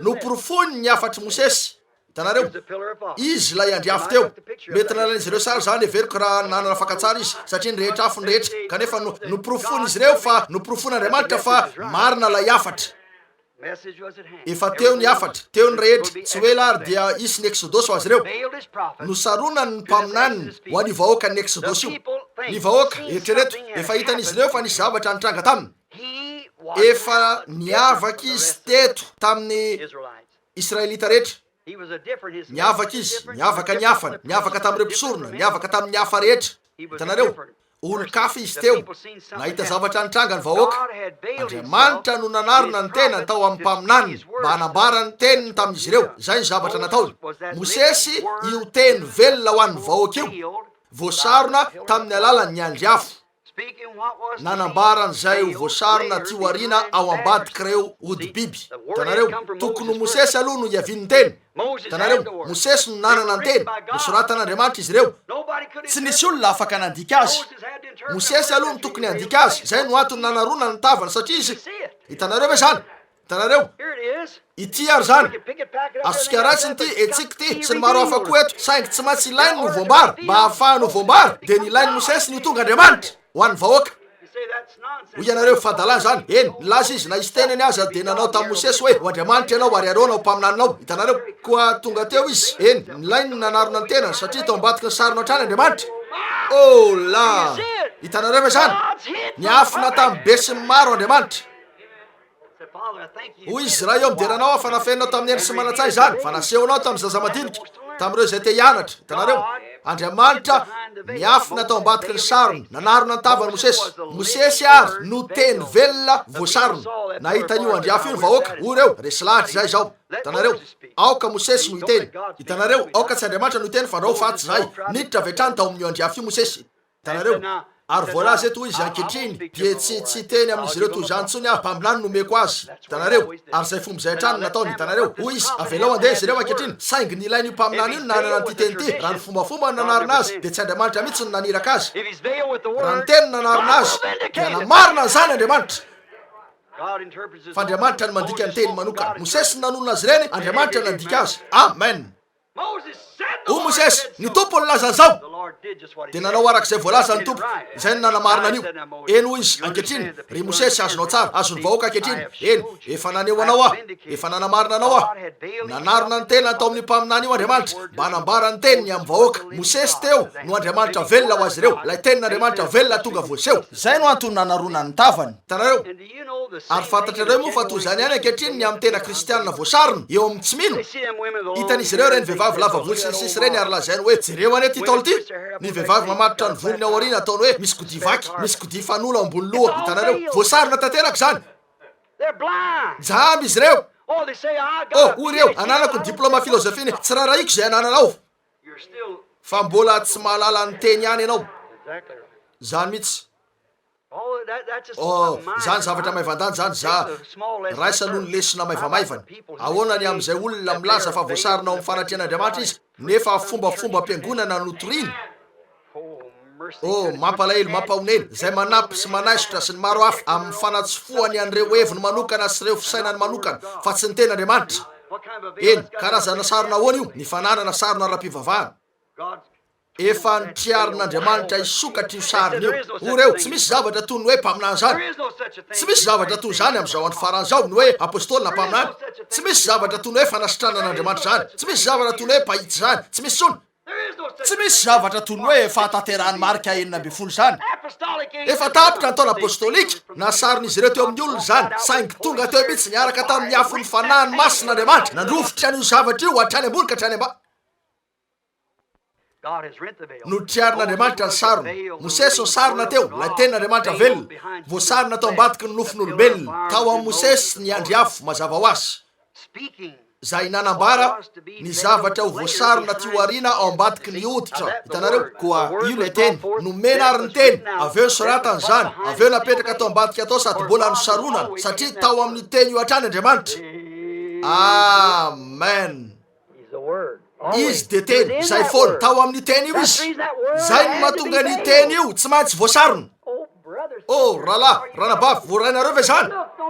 Jereo tsy hitanareo ve voasarona zany nandritra an'ireo taon'ireo arak'izay fanolazain'Andriamanitra nefa isokatra zany amin'ny andro farany ho vany reto tompo-kase fito reto ka iariary eo anatrian'ny olona avokoa ilay zavatra dia zay nitranga hatramin'izay rehetra zay. Amin'ny orany ny afatry ny anjely fafito dia ampafantariny io Eli io ny zava-miafin'Andriamanitra rehetra amin'izao ora faran'izao. Ahoana ny namoahana n'io Kristy io ivelan'ny fiangonana ilay zanak'Andriamanitra. Ahoana ny sehoany tamin'ny zanak'olona indray. Ahoana ny nametrana ny fiangonana araka ny lamina sy ireo zavatra maro amin'ny andro farany. Tsy misy fanekemponona, tsy misy anaram-piangonana fa ilay teny mihitsy no mivelona ao amin'ny isam-batan'olona. Ny ray ho raisiko fa ny ray avelako, ho raisiko ty fa avelako ty. Tanareo misy fotsiny tsy misy fatorana, tsy misy anaram-piangonana, tsy misy fanerenana ny hafa koa fa ny fohy amin'Andriamanitra ary aminy reriany. Tanareo mareo voasarina ao amin'ny nofon'olombelona. Mosesy niaraka tamin'io teny io dia nanambarany amin'izay apetraka tio arina ao ambadiky ny ody biby takasy koa mba koa dia toy zany Kristy lay Mosesytsika. Kristy ny Mosesytsika. Andriamanitra voasarina tao amin'ny nofon'olombelona izy. Voasarina tao amin'ny olombelona tao amin'ny nofo marina zany ary izy no tsy miova omaly sy anio ary mandrak'izay. Voasarina tamin'ireo ody biby takasy izy. Voasarina izy fa lehilahy ray ny nanarona azy tamin'io fotoana io. Tanareo mario eto tsy miova omaly sy anio ary mandrak'izay. Efa nampanantenainy ny teny no an'izao taon'izao. Mbola mitoetra ho Kristy izy dia ny teny nampanantenaina ho an'izao taon'izao. Voasarina ao amin'ny nofon'olombelona. Ilay teny dia Andriamanitra. Ny ositra dia olona iray. Ny teny hoe Kristy dia midika hoe ilay olona voaositra. hitanareo lay voaositra no zany mosesy no kristy tamin'ny andro izy lay olona voaositra jeremia no kristy tamin'ny andro miaraka tamin'ny ampahanteny ho an'izany andro zany saingy rehefa tonga jesosy de tonga amin'ny mahampanavitra voaositra izy fa sady mosesy izy no zay rehetra atao mosesy sy ny teny rehetra ary ny fomba an'andriamanitra rabatana rehetra natao amin'ny tenany izay no antony nahatritra tanteraka ny sary natao amin'ny tempolo ka tonga voaseho tanteraka ny rakitra fanaovam-panavotana izy lay voaositra mario ankehitriny lay nofon'olombelona sarona fa ny teny fampanantenana ho an'izao taon'izao de tsy maintsy voasarona ihany koa mario reo mpakany am-piangonana no sady mpity fahotana sy reo mpanota de tsy afaka mahita an'izany no lay olombelona sarona izay no antony tsy nahafana izy ireo nahita azy fa olona izy io taiza no ny voany karatra fikambanana ahoana no ananany fiangonana inona ny ikambanana te resaka an'io aro arivo fiangonana inona no ikambanany hitanareo koa dia eny zao fiangonana inona no ikambanany inona lay atoko fianarana inona ny vitany taiza nazao ny fahaizany fa io lehilahy io dia nateraka raha araka ny fombafomba na araka ny tantara mikasikazy ety seroa dia teraka ivelan'ny fanambadiana masina io lehilahy io fa izy azo antoka fa avy amin'ny devoly izy io eny avy amin'ny devoly izy io teraka ivelan'ny fanambadiana masina fa iaro azy tsy voatorabaty fotsiny nakanjo Josefa azy vady satria mpijangajanga izy ka io lehilahy io fa ny tonga eto mba ilaza amintsika mpisorona ny tokony atao nefa andriamanitra ny teo mpanehoana ny teny io nika hoe andriamanitra ao nahoana de mafoy ahy ianao zany mihitsy ny fidirana nataon'izy ireo tao amin'ny tempolo de izay nataony davida ho azy ireo efa taona maro tany aloha mifandraika tamin'ny kristy mijery any taolako rehetra manindrona ny tongotra matanako izy fa teo izy ireo niran zany nefa teo andalam-pahafatesana tamin'ny asojaliana io olona io ary raha vitan'izy ireo no nataony ka rehefa maty izy de nidina ny andriamanitra ny lanitra toy ny nataony teo amin'ny tendrombohitra Sinay tamin'ny afo masina ka nandoro ny sary natao amin'ny tempolo io hatrany ambony ka hatrany ambany nandrofotra an'izany ary inona no azon'izy ireo natao nijery avy teo mivaravarakely ny tempolo any Kalvari ary indro fa niariary teo andriamanitra lay fanatitra nefa tsy hitan'izany na de eo azy ankehitriny nory vitan'andriamanitra reto fombafomba tamin'izao andro faran'izao reto ka nahatonga ny teny ho an'izao taon'izao hiariary nefa mbola tsy fantany any zany tsy fantany tsotra loatra io eny tena tsotra loatra mifanalavitra tanteraka amin'ireo zavatra zao tontolo zao mitory andro iandro tao amin'ny fivoriany iray ny amin'ny hoe tonga adala te resaka ny amin'io andro iandro any tonga adala amin'ny olo lafitsika rehetra koa anisany aho raha ho an'ny kristy nolazainy Paoly fa noheverina ho adala izy azo antoka tsy maintsy zany ianareo hitanareo ilaina ny vavy blanc mba hiazonana ny zavatra rehetra hitabatra hitanareo marina zany koa mario ary lay sarona lay nofon'olombelona tsia fa tsy afaka nahity zany ny olona mpity fahotana reto olona mpivavaka rapomba tsy afaka nahity zany satria olona izy teo nahoana io nofon'olombelona io nanafina an'andriamanitra ankehitriny raha toka andriafo lehibe nidina teo izy eny ka andriafo lehibe nidina sady naneo tamin'ireo na izy azy hoe izy any io andriafo lehibe io de mety honino an'izany izy ireo raha mba nandehandeha tetsy teroa Jehova saingy hitanareo no nataony mba ahafahany miodina amin'reto be fahalalany reto le olo-kendry de naneo amin'ny tena ntsotro zao arak'izay nampanantenany any Mosesy izy eny mpaminany no hitenenako aminy ary zanak'olona izy teo mpaminany iray fa nahafantatra an'io sasany teo aminy de ny teo amin'ny ray ampahazatony ray isanjatony zao tolo zao izy ireo nino zany fa niambiny kosa tsy kanefa na izy azy tsy maniova kanefa eo lay andriamanitra mahery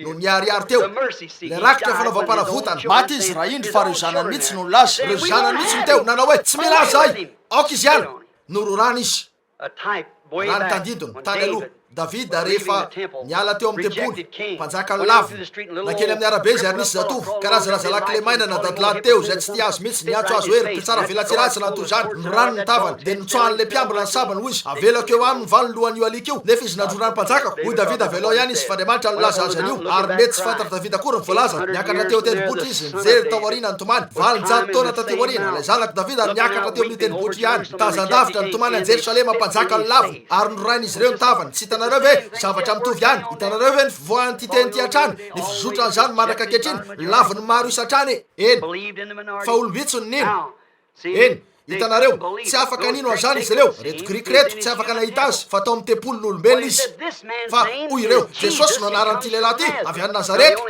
fa anaranara ihany nananany olona tamin'izany andro zany ohatra hoe John Jim de natao hoe John avy any Jeffersonville, Jim avy any New Albany na zavatra toy zany hitanareo hoy izy jesosy avy any nazareta io no veriny rehetra fa bevoka tamina miaramilany reny hitanareo ary zay indrindra ninon'izy ireo zany tokoa ary andeha atao hoe oreo teo jesosy avy any nazareta ty hitanareo fa izy io hitanareo tsy afaka nafantatra an'izany izy ireo saingy io teny tamin'izany andro zany io rehefa nitory izy hoe dininareo soratra masina ataonareo fa ao aminy no nananareo fiainana manak'izay ary reny no manambara hoe iza raha tsy afaka ino ahy ianareo de adinony amiko ny amin'ny sarona fa ino ny teny zay mivoaka vavolombelona ny roa hoy izy manambara aho ary ny ray manambara aho amen marina zany ambarako ny teny ho an'izao andro zao ary ny ray manamara zany movy ankehitriny ka vavolombelona ho anareo zany zany tokoa tanareo zay ny fomba tokony hatanterahana maryo ny eto amin'ny kortianina faharoa lay kortianina faharoa toko fahatelo ny andininy fahenina ny tepolo fahiny no nandrakotra an'andriamanitra tao ambadika ilay hoditra fahiny tamin'ireo jiosy ary rehefa tritra ilay sarona fahiny ny jiosy mbola jamba tamin'izay na izy azy sy amin'izay maizy azy mandraka ankehitriny fa ny pentekosta avy eo no nanambara hoe iza lay andriamanitra velona sy marina rehefa voazara roa sariny io izay nataon'andriamanitra hatrany ambony nahoana ny natao toy zany io sariny io nahoana ny natao toy zany io nahoana ny nisy afatra toy zao ankehitriny mba hanatanteraka an'izay nataony nahoana ny tonga zany nahoana ndray andro nisy olona niantso voatsely te hiady hevitra tamiko ny amin'ny taona fiangonana hoe andriamanitra de tao amin'ny fiangonany masina sy ny hafa toy zany ary hitako tamin'izany fa vehivavy toroteny io de navelako fotsiny amin'izany hitanareo raha mba lehilahy izy io de tsy maninona ho afa ny fandehany nefa inona moa ny ilako andeha lavitra any amin'ny firenekafa ka voatery andao ny fivoriana eto ny tena mba hanao an'izany hitanareo koa navelako teo fotsiny izy ireo jamba mitarika jamba samy latsaka any akady koa am'izao taona ankehitriny zao raha tritra ny sarona tranainy ny anara-piangonana sy ny fombafomba teo amin'ny tenin'andriamanitra de ny mba hahafahan'izany ho voaseho azonareo hoe nytiako lazainy ho ny fombafomba efa lasy ireo zavatra rehetra eo avelao hiditra tsara zany efa lasy ireo zavatra eo kanefa am'izao andro faran'izao efa tritra io sarony fombafomba io ka indro fa eo lay andriafo hitanareo eto ary izy eo ampanehoana ny teny ho an'izao andro zao tritra ny sarony ankehitriny zao tory zao mbola tsy minao zany hatrany na inona zava-misy tsy hitan'izy ireo io tsy hitan'izy ireo io tsy nalefa ho azy ireo zany tsaroa fa tsy tamy Sodoma no nanehoana n'lay zanak'andriamanitra iraka anakiroa ny tany marina zany nefa ity andriamanitra tena ny tao amin'ny nofon'olombelona no naseho tamin'ny Abrahama lay voavidy ary jereo no nataony mba hanehoany ny tenany ary Abrahama nahafantatra teo rehefa fantany tao an-tsany Sara zay tao ivoany ka hoy izy rehefa natsony izy hoe Elohim ny mpanomponao mario eto fa afaka ho voaseho zany nilay ny teny ny anana sarona nandrakotra azy tamin'ireny taona rehetra reny ka eo amin'ny olona tsy afaka izy zany tadidinareo lay toriteny nitory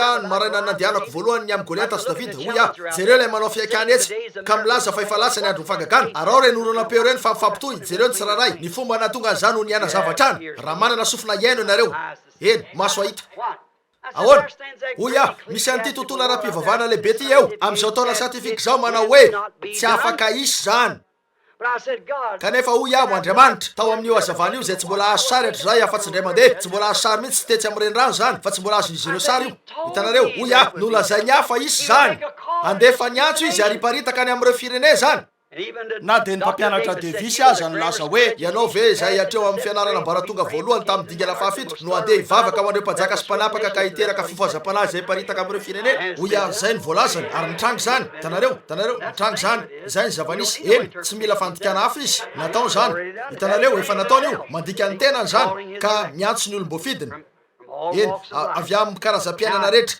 ankehitriny efa voaseho zany nolazay koa ary fa teo Davida tovolahy kely mahia sady mivokona ny lamosiny nisy atsamy tany teny an-tanany ary eny mijery azy Saoly lay lohan'ny fikambanany pastoraly hoy izy fa ianao tsy mba nahazo fifanana akory hoy izy avelao jereko raha azoko menanao ny diplôman'ny filozofia nantoy zany nampanaoviny azy fitaovam-piadiana io ka hitany teo fa tsy mifanaraka tamin'ny lalan'Andriamanitra zany hoy izy esory amiko zao zavatra zao hoy izy tsy misy fantatro ny amreto hoy izy avelao andeha arak'izay fahafantarako azy de zay ny adivako tamin'ny liona de zay ny adivako tamin'ny bera karazany an'ireny olona avy any anaty aly reny izy hoy izy avelao andeha am'izao fomba zao de hoy Goliata ratsy io alika aveno alefanareo iady amiko hoy izy hotsindromoko amin'ny lefika lahy ary antoka eo ka avelako an'ny vorona ny fatinao hoy David amin'ny maha-Filistina no anatonanao ahy ary amin'ny sabatra sy ny lefony fa za manatona anao amin'ny anarany Tompon'Andriamanitra n'Israely. Jereo lay mpaminany Davida hoy izy anino anapahako ny lohanao hiala misorokao. Amen. Oh la fatan'izay nananany de zay ninony sady resy lavitra tanteraka izy fa hainy miaro an'izay miakina aminy. Hitanareo koa tsy maintsy nisy zany lay fiteny fahiny hoe efa lasa ny andro fagagana efa androdana ny rindriny mitoetra miariary atrano Jehova eo ampanehoana ny teniny lay vo baribary marina zany. Mario no ajambaina koa ny fiangonana Jetlis no lay sarona tao aoriana andro vitanazy ka natonga n'Andriamanitra ho voaseho lay sarona ara-pivavahana ahoana tamin'ny nanaronana ny teny tao amin'olombelona indray. Zay indrindra no tsy hitan'ny Israely raha mba anjely mantsy io na zavatra hafa de honino an'izany ny Israely kanefa nonne tsy afaka ho anjely zany fa nilainy no tonga olona. Amen. Tsy afaka hiala amin'ny tenin'Andriamanitra tsy maintsy zavatra toy izany indray amin'ny andro farany. Hitanareo inona nanajamba ny Israely io olona io olona ianao nefa manao ny tenanao Andriamanitra zay no antony namonoandremo azy ary ankehitriny satria tonga tamin'ny alalan'ny olona ny afatra fa tsy anjely. Hitanareo tsy afaka manova ny fanao ny Andriamanitra ka manova ny teniny no lazainy fa izy ny tsy miova. Hitanareo Mario nampanantenainy fa jamba tsotro zao toy ny Israely fahiny ny Jetlis ankehitriny no inona lay sarona Andriamanitra voasarona tao amin'ny olombelona ka nanajamba ny Israely. Mario jamba foana ny iray anajamba azy zany fa ny iray anambara amin'ny fahamarina zany anakatona ny masony sasany fa anokatra ny masony hafa. Jereo fa teo Jesosy sady nanao hoe eny ny anaranao de Simona ary ny anaran'ny rainao dia Jona hoy izy Tompo Andriamanitra.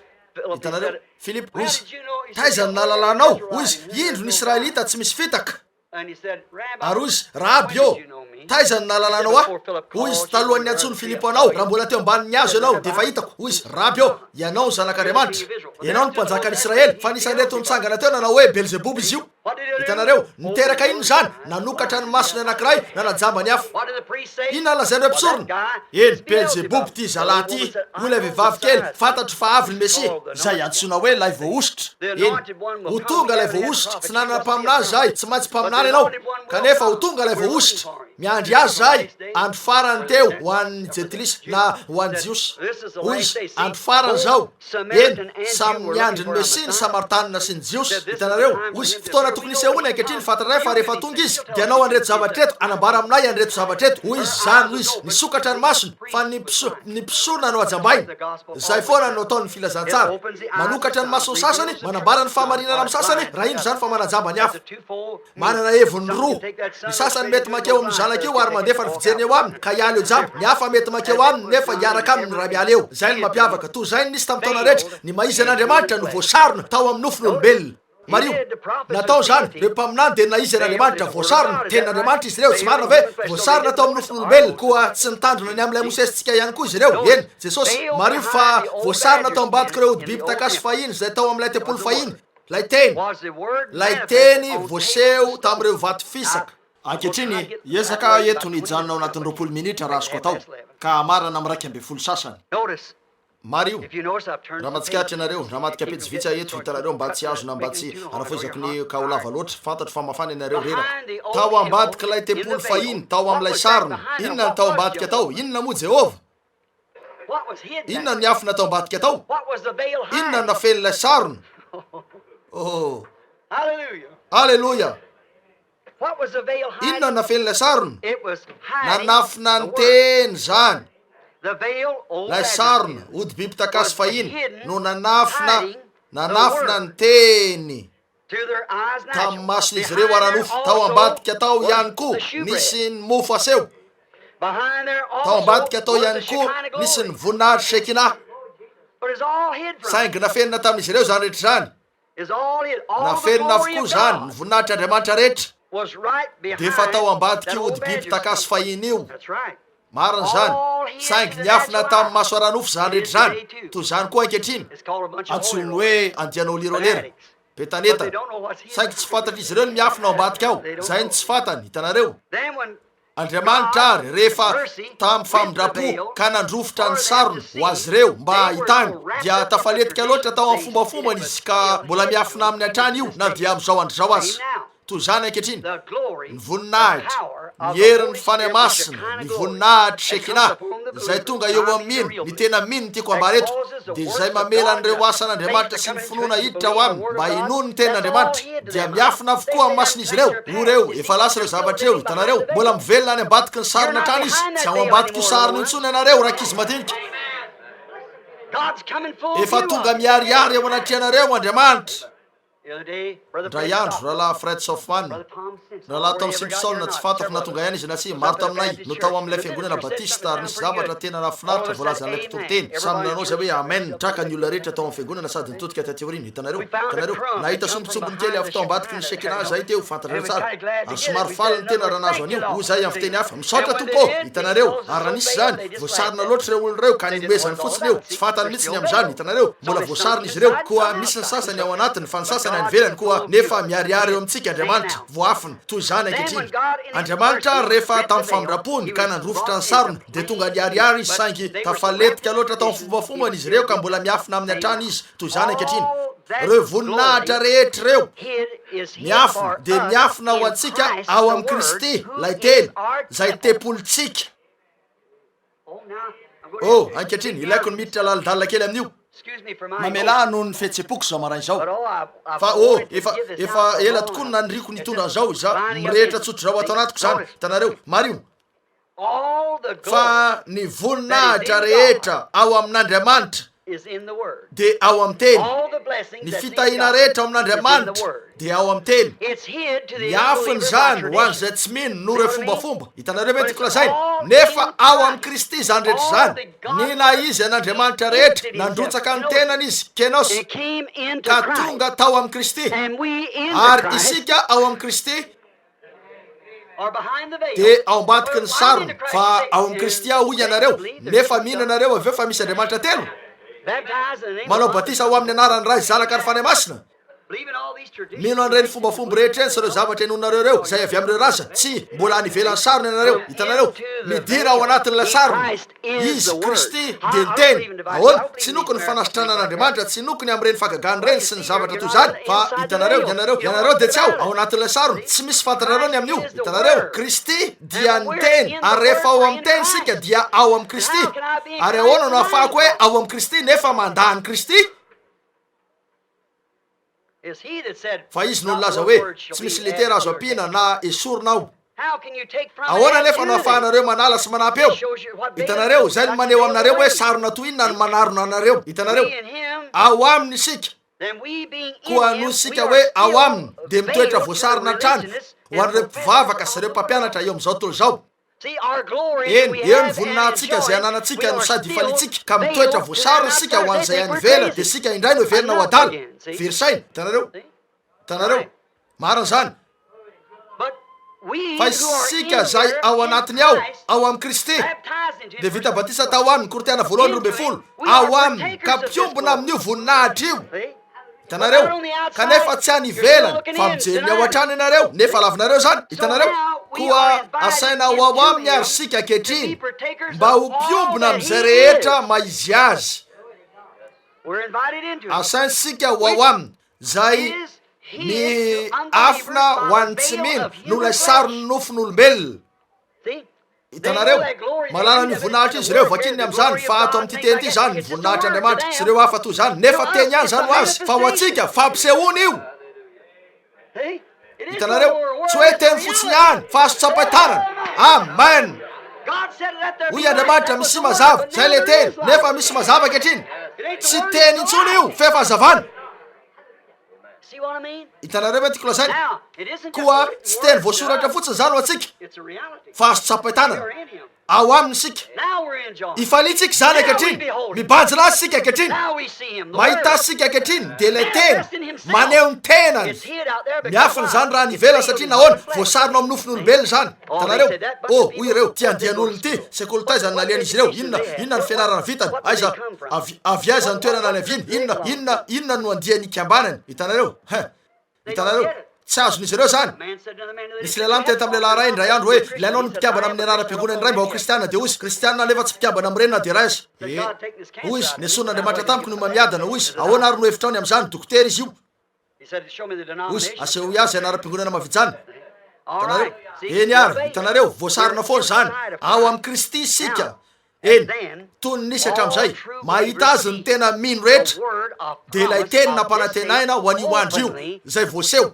manifested. ankalalahana That's a big word if you can get fanambarana it. lehibe zany raha azonareo hitanareo ny tena mino rehetra zay ao amin'ny teny See God. de mahita an'andriamanitra ankalalahana tritra ny sarony And God stands ary over mitsangana the kalalahana eo anatrenareo andriamanitra voaseho hitanareo God manifests andriamanitra voaseho malalaka mba isiny zany avy dia tsy maintsy tritra indray ilay sarony fombafomba ny anara-piangonana fahiny eo amintsika in order to really mba hitanareo marina ny maizany zany de tsy maintsy mivoaka miala eo anivon'izany karazan-javatra zany ianareo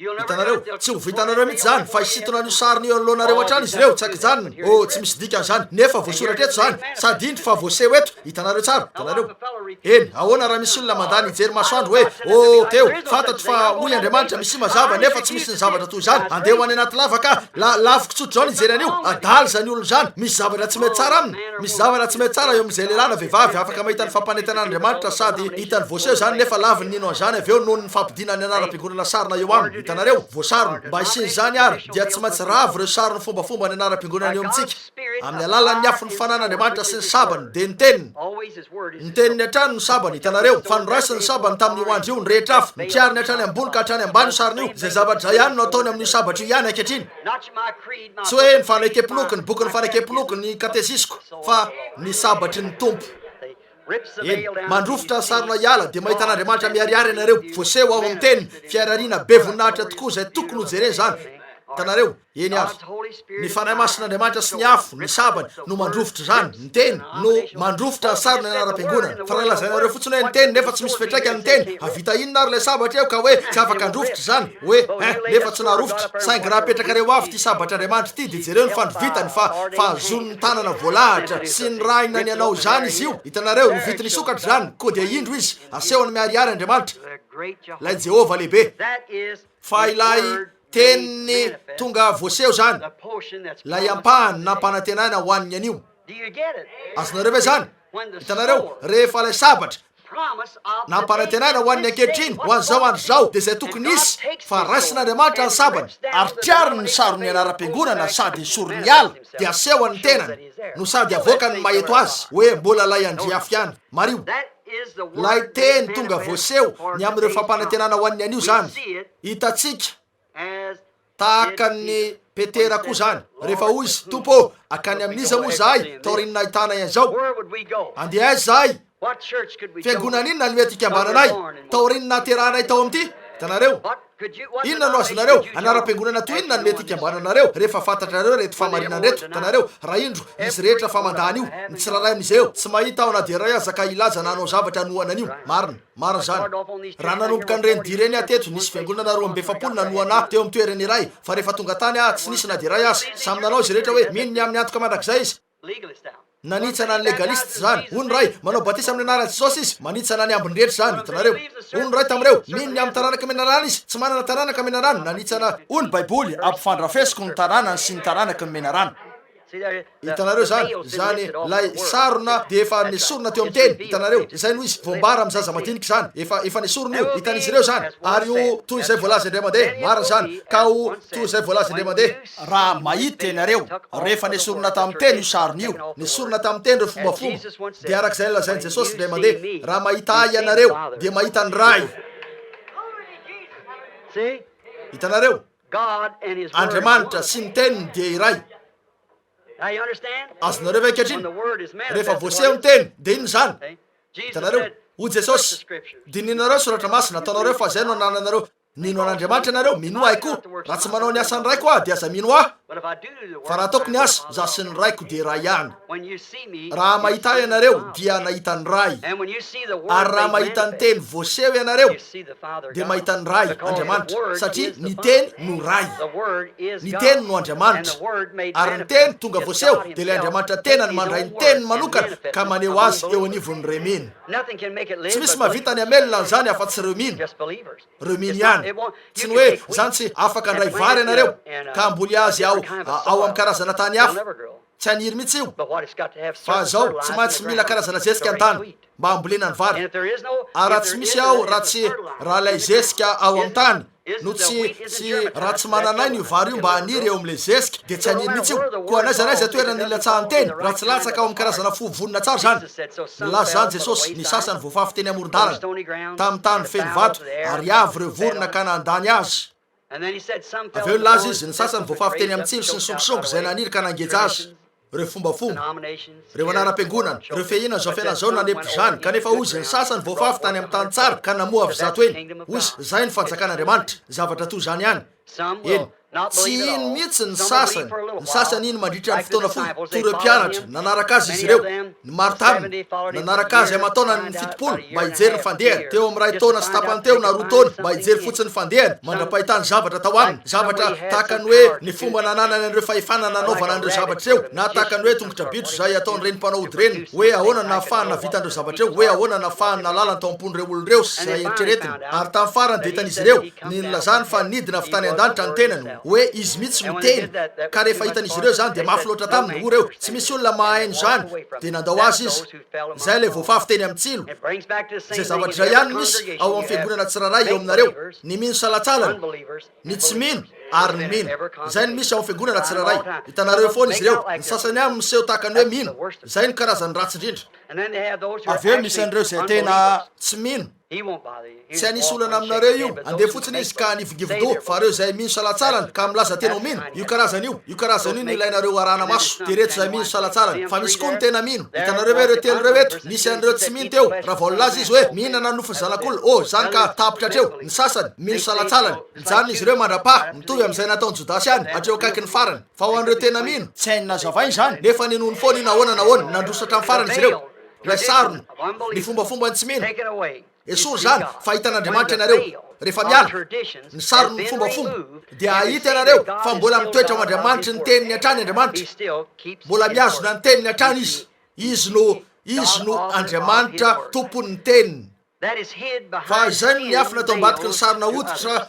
ho an'ny afa eny mariny zany ho an'ireo zay tsy afaka nandeha tao ambadiky ny sarony dia mbola mitoetra ao ambadiky ireo sarona oditra hatrany izy maro io fa isika fa tonga ampahanysika raha toka ianareo ny sarina manarina azy ampahany ianareo raha mbola ao aminareo ihany Kristy tahaka ny Kristy avy amin'Andriamanitra satria tao amin'ny Andriamanitra zay ny natonga azy ho Andriamanitra ary no Kristy ao anatinareo lay fanantenany voninahitra dia tonga ampahany Kristy ianareo zay mino ahy ny asa ataoko nataony koa tanareo tonga ampahany Kristy ianareo raha mbola miafina ao anatinareo ihany Kristy koa voasarina ho an'ny tsy mino zany kanefa fantatrareo fa ao anatinareo izy ianareo ny tempolon'ny Kristy zay ao ambadiky ny sarona lay oditra ary isika eo no ao ambadika no io sarona io lay sarona nofon'olombelona indray no manafina an'Andriamanitra lay teny eo amin'ny tsy mino arak'izay voasoratra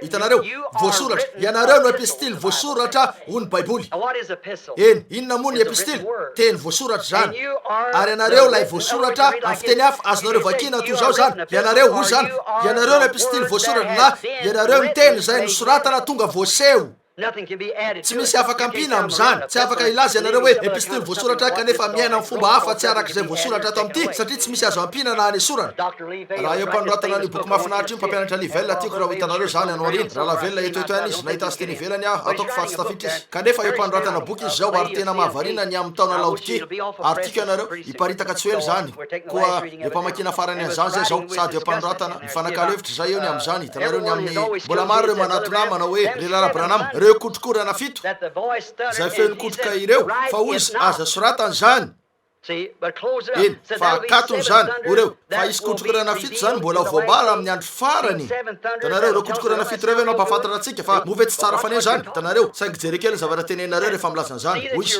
mitandrema mba tsy hanoratra zany tanareo reo kotrokorana fito reo no ampandreny feony tanareo ary hoy izy aza soratana eny fa asina tompo-kase ao amin'ny boky zany mandra-pahatonga ny andro farany ankehitriny ny olona sasany maro ny laza tamiko sady oreo teolojianina re lalabranam raha ny tompo andriamanitra oreo raha ny amin'ny fahatsapanao zay nomeny tompo anao ho an'ny vahoakany ampanetretena ny lazatra ao oreo mety mahavita manoratra baiboly ianao samyrery ny teninao raha toka anasehon'andriamanitra hoy ah mety homariny zany hitanareo niezaka namandrika aho izy tanareo fa hoy ah saingy hitanao tsy azoko atao zany hoy izy nahoana tsy azonao eo aminao avokoa zay rehetra ilainy hoy ah saingy jereo fa tsy misy teny azo ampina na isorona tanareo de hoy izy fa koa reto kotrokorana fito hitanao misy mova tsy haineny reo kotrokorana fito reo mova tsy ho fanambarana omena ny olona iray zany hoy ah tsy tompoko fa ho fanampiana zavatra ao zany na ho fanisorana zavatra avy ao efa voambara ao anatinao ny rehetra fa ny tompo-kase fito nanokatra ny fanambarana ny am'zany zay ny amin'io hitanareo mbola ao amin'ny teny atra zany hitanareo tsy afaka ivoaka amin'ny teny anareo tsy ala amin'ny teny zany ary tsy ala amin'ny teny ty mihitsy ny fanahin'andriamanitra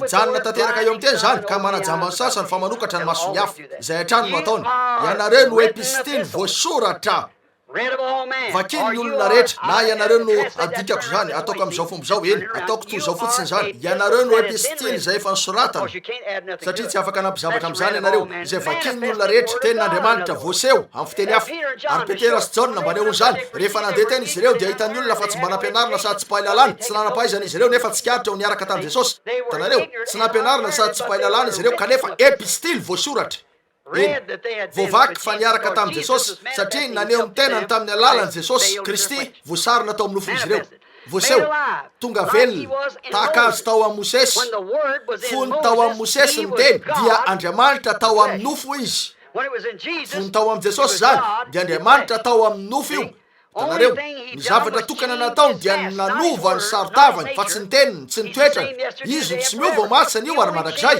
ny endriny ihany no ny vany niova avy tamin'ny oaizy ho amin'ny mosesy niova avy tamin'ny mosesy ho amin'ny davida avy tamin'ny davida josefa zay atrano mandra-pahatonga ny teo amin'ny fahafenony momba n'andriamanitra ara-batana tanareo mbola andriamanitra ia zany amen amen antenaiky fa voaray zany tanareo la iandriamanitra tsy miova saingy naka sarona hafa fotsiny izy tanareo nanao sarona hafa teo aminy natao zany teo am'ireo mpanavao nitafy sarona hafa nitafy sarona hafa mandra-pahatonga tamin'ny farany rehefa avy namakivaky ny taona loterana zany namakivaky taona hafa indray de nivoaka eo amin'ny fafenona tamin'ny farany fa lokely ny aviny zany de misy mpaminany miseho indray ianao iny zany ny anehoana ny teny mialoha maneho ny zavatra nisy manambara ny zavatra efa vita hoe inona natao ankilabao mba tonga ny fiangonana tsy ho amin'ny tsy fahalalana ary rehefa miaina tsikelikely zany avy eo de toy zay voalazany jaona hoe tsy maintsy miaina fa izy tsy maintsy mitombo ka miditra ao amin'ny rehetra ao amin'ny rehetra voaseho tanteraka izy avy tamin'ny lutera wesley ary taona pentekotista de nitoy ihany nitoy hatrany efa voaseho tanteraka ary izy hitanareo tsara ny fitohizany zany zay fanehoana fotsiny andriamanitra miariary jereo izy ankehitriny mario fa notanterahiny ireo fampanantenany ho andro zao andro zao tahaka ny teo amin'izy ireo mosesy ary no teny tamin'io andrio satria nomena azy ny teny ho an'io andrio mosesy josefa niteny tamin'ny androny zay naneo ny endry kristy tokoa hitanareo teny ny tsirairay tamin'izy ireo ary noho nitombo jesosy izy niteny tao amin'ny fahafenony satria nitoetra tao aminy ny plany ny fanavotana rehetra tsy nitoetra tao mosesy ny plany ny fanavotana rehetra tsy nitoetra tao josefa tsy nitoetra tao amin'ny eli hitanareo ireo ampahany tamin'ny teny any izy ireny ka nanondro an'izany hitanareo mario ankehitriny tazony ao an-tsainareo indroary zany arak'izay lasaky hitanareo tsy tao amin'izy ireny ny planina rehetra nanondrony am'zany izy ireo no zany tao ariny lay fahafenony de tsy afaka anondro zavatra hafa indray sika fa ny manondro azy zay efa teo lay teny ity ny fanambarana fena tsy misy zavatra azo anampina na anesorana amin'io indro ny fanambarana fena retoretroreto de tandidiny lay hoavy saingy rehefa tonga izy de izy lay tanteraka hebreu voalohany rehefa nampitenen'andriamanitra tamin'ny razana fahiny ny mpaminany resaka tamin'ny alalan'ireo saro n'andriamanitra reo mpaminany fa am'izao andro farany zao amin'ny alalan'ny zanany jesosy kristy zay ary le izy niariary teo kalvari lay zanak'andriamanitra niariary mario no velominy ary ankehitriny rehefa iny fa voaseho amin'ny sin'olombelona ny teny ireo sarony de zay mihitsy ny fantanterahany teny am'izao andro zao zay miverina indray amin'andriamanitra no isika natao batisa tao aminy araka ny kortiana voalohany 12 dia tonga voatondro miaraka aminy sika amen Antsasakadiny voalatsako nefa afaka mahazo misimisy kely fotsy avy a jereo tsy afaka mela anty tsotro zao a mario voatondro miaraka aminy mario ankehitriny firy aminareo ny mponina amerikanina atsangana ny tanana eny ary mponina amerikanina ianareo ko dia voatondro miaraka amin'ity fireneny ity ny maizy an'ity fireneny ty rehetra ny tsy maintsy maizy ianareo tsy marina ve zany ianareo zay rehetra voninahiny ary ianareo zay rehetra fafambarakany voatondro miaraka aminy ianareo amerikanina ianareo ko raisinareo zay maizin'ny amerika halleloia niaraka tamin'ny George Washington na raha niampitany Delaware izy voatondro niaraka taminy ah marina zany niaraka tamin'ny Abraham Lincoln teo amin'ny Gettysburg Address nijoro teo ah niaraka tamin'ireo miaramila tany Guam ianareo zatovy rehefa nanangana ny saina ianareo teo amerikanina voatondro niaraka tamin'io amen ankehitriny mba ho amerikanina na inona fafambarakany nandritra ny revolution de netiko zany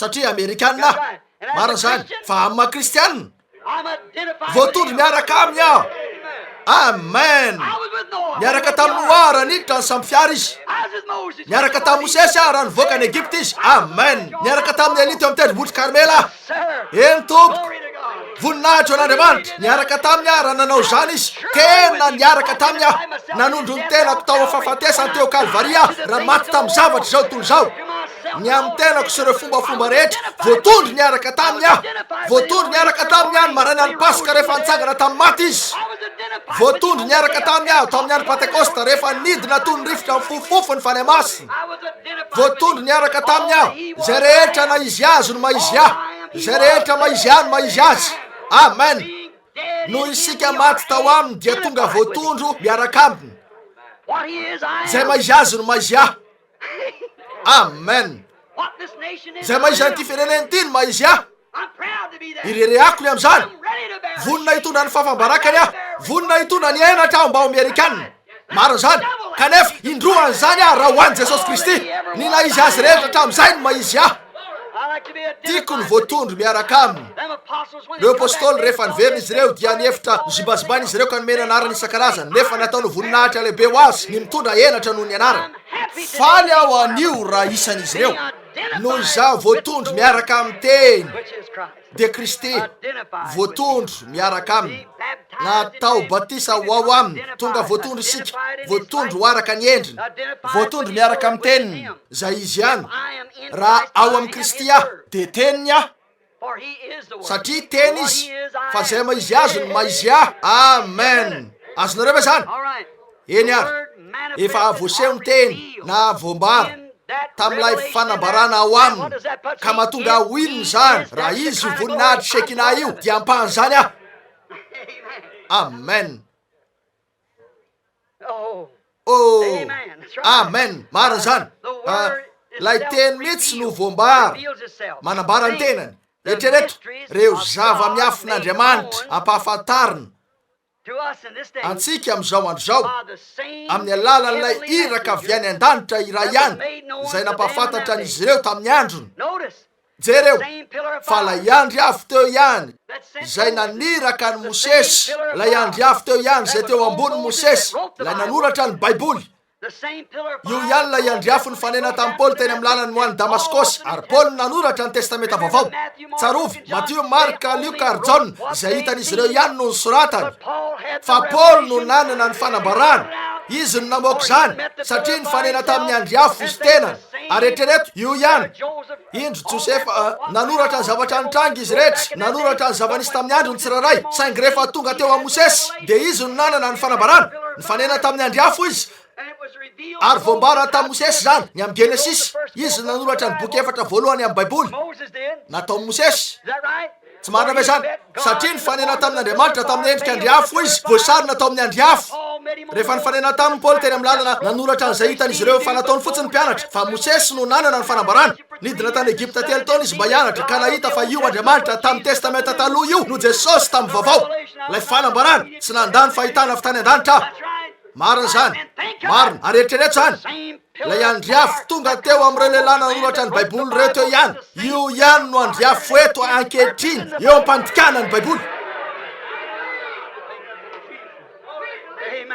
amen toinina no isaorantsika azy ny am'izany mitovy antoka toinina fanondrona toinina faly tokoa raha voatondro ao amin'izany tsy haiko ny atao. Aleoko kokoa voatondro amin'izany toy zay amin'ny batista rehetra, metodista, presbyteriana, luteriana sy ireo hafa rehetra. Voatondro ao amin'ity teny zay itoerany voninahitra Shekina sy ny fanambaran'ity. Miseho hita maso eto anivontsika ny andry hafa zay manondro fa marina ny afatra toy ny nataony teo amin'ny tendrombohitra Sinay. Tsaroa fa talohan'ny tondrana ny tena afatra dia nitory-teny Mosesy ary nitarika azy ireo nivoaka ny Egypta. Fa teto talohan'ny nanoratana an'ireo tena didy ny nitondrana an'ireo tompo-kase dia nidina teo anatrehan'ny olona Andriamanitra ka nanapirofo fa izy no naniraka ny Mosesy. Tsy zany ve? Tao amin'ilay andry hafa no lazainy Mosesy fa efa hitany tao amin'ny romemy sady niresaka taminy. Tamin'izao andro faran'izao ny fahitana an'ilay andry hafa teo ihany eto anivontsika mihitsy izay manambara ny teny ihany. Ary tsy zay ihany fa mandika an'izany amin'ny fanatanterahany azy sy ny fanaporofony azy hoe fahamarinana. Koa tsy misy fomba mety tsy nohon'ny olona raha tsy hoe minitsotra zao izy. Ary raha zay ho an'izay minimanota rehefa avy nandray fahalalana ny marina dia tsy misy fanatra nohon'ny ota intsony. Mariny fa lay andry hafa ny rahina teo amin'ny Mosesy sy Paoly ihany izay nanoratra ny Baiboly no ny rahina mba anambary zany ankehitriny. Ny fahasoavan'Andriamanitra, lay Andriamanitra tsy miova no manatanteraka an'ireo fampanantenana ao amin'ny Matio 7:20. Indro za momba anareo mandrakariva manatanteraka ny mason-dajaona 420. Ny asa ataoko no ataonareo koa. Manatanteraka ny mason-daliko 7:20, 8:20, 7:20. Iseho ny zanak'olona amin'ny andro farany. Tanareo Malaka 4. Indro zaho aniraka ny limpaminano aminareo zay ampodiny finoan'ny olona iverina amin'ny teny voalohany. Ahoana no tanareo? La maty izy mba aneo ny tenany amintsika. Aoko sika ho faty ankehitriny mba aneo azy amin'ny hafa. Aoko sika ho faty amin'ireo fombafomba sy ny sisa mba anambara azy amin'ny hafa. Maty amin'ireo anaram-piangonana mba anambara azy amin'ny hafa. Mario fa tao amin'ilay tempolo fahiny ny voninahitra Shekina ary ny hazavan'ny Shekina no teo amin'ny teny. Ny teny devo ka miteraka an'ireo mofo aseho zany zay natokana ho an'ny miniany. Teo ambonin'ny fanekena ihany koa ny rà fa ny rà dia ny rano. Ny rano manome aina an'ilay voany, ny vary, ny vo dia ny teny. Mitovy amin'izay voalazan'i Jesosy tahaka nanadratany Mosesy menanana varahany ary nilaza koa izy hoe toy izao ny tiavan'Andriamanitra zao toy izao nomeny zanalahy tokana mba tsy ho faty zay rehetra mino azy.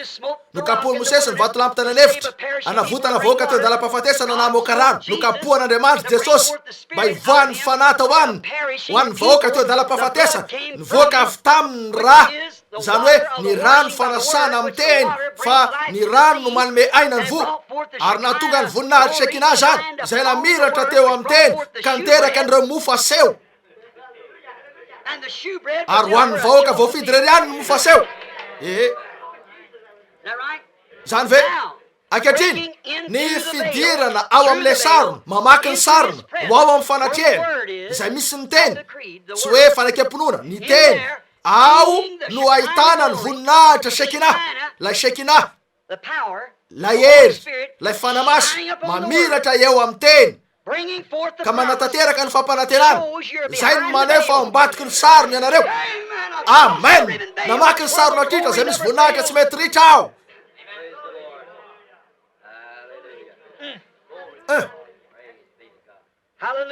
Alleluia, alleluia. Velona ao fanatrehany mpanjaka.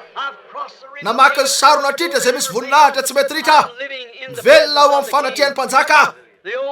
Ny ody biby takazy fahiny reo anaram-piangonana dia efa potipotika. Namaky teo amin'izany aho ho ao amin'ny voninahitra Shekina ary hitako ny teny. Hitako ny fifindran'ny andry hafa. Hitako ny teny tonga voaseho fa zany lazainy fa ataony amin'izao andro faran'izao. Hitako ny fitombony zany. Hitako ireo zanaka fa mihinana ny mofo ny Shekina avy amin'ny famasahan'ity teny ity dia ireo izay mino an'izany. Amen. Ora mahafinaritra toy inona no ivelomantsika.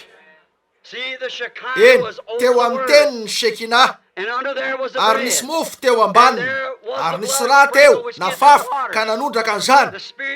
Ny fanahy no manome aina ny teny ary ny firina maky nandre an'ilay olonapeo hoe ny fitsarana ataoko fa maro aminareo tanareo eo fa tsy maintsy mitombo ty teny ty fa mba hahafahan'ny mitombo dia tsy maintsy ao amin'ny karazana tany tsara zany tanareo fa manome teny fikasan'Andriamanitra de mahakasika an'io fo io zany ka tsy maintsy tanteraka niandro 20 taona Noa niandro 5 taona Abrahama tam'ilay zaza efa nilazain'Andriamanitra zany ko dia nilaminany amin'io tanareo ino zany teo ny teny no sady voatondraka ny finoana zany ka zay no niteraka vokatra zay no niteraka zanaka zay no niteraka orana zay no niteraka safidrano zay no natonga n'ilay virjina ho nanananaka misy mpaminanana hoe anananaka ny virjina tsy salasalana fa nanomana ny akanjo-jaza avokoa ny tovavy kely fa mpaminany voatondro io mpaminany Isaia io no amarin'Andriamanitra ary ny tompo anananaka ny virjina anome azy ireo famantarana mahagaga famantarana lehibe anananaka ny virjina teo reo olona rehetra reo repiny tahaka anareo rehetra ihany ary izy ireo lazany ty mpaminany tian'io ary zay rehetra tovavy kely ny lehilahy rehetra nanao hoe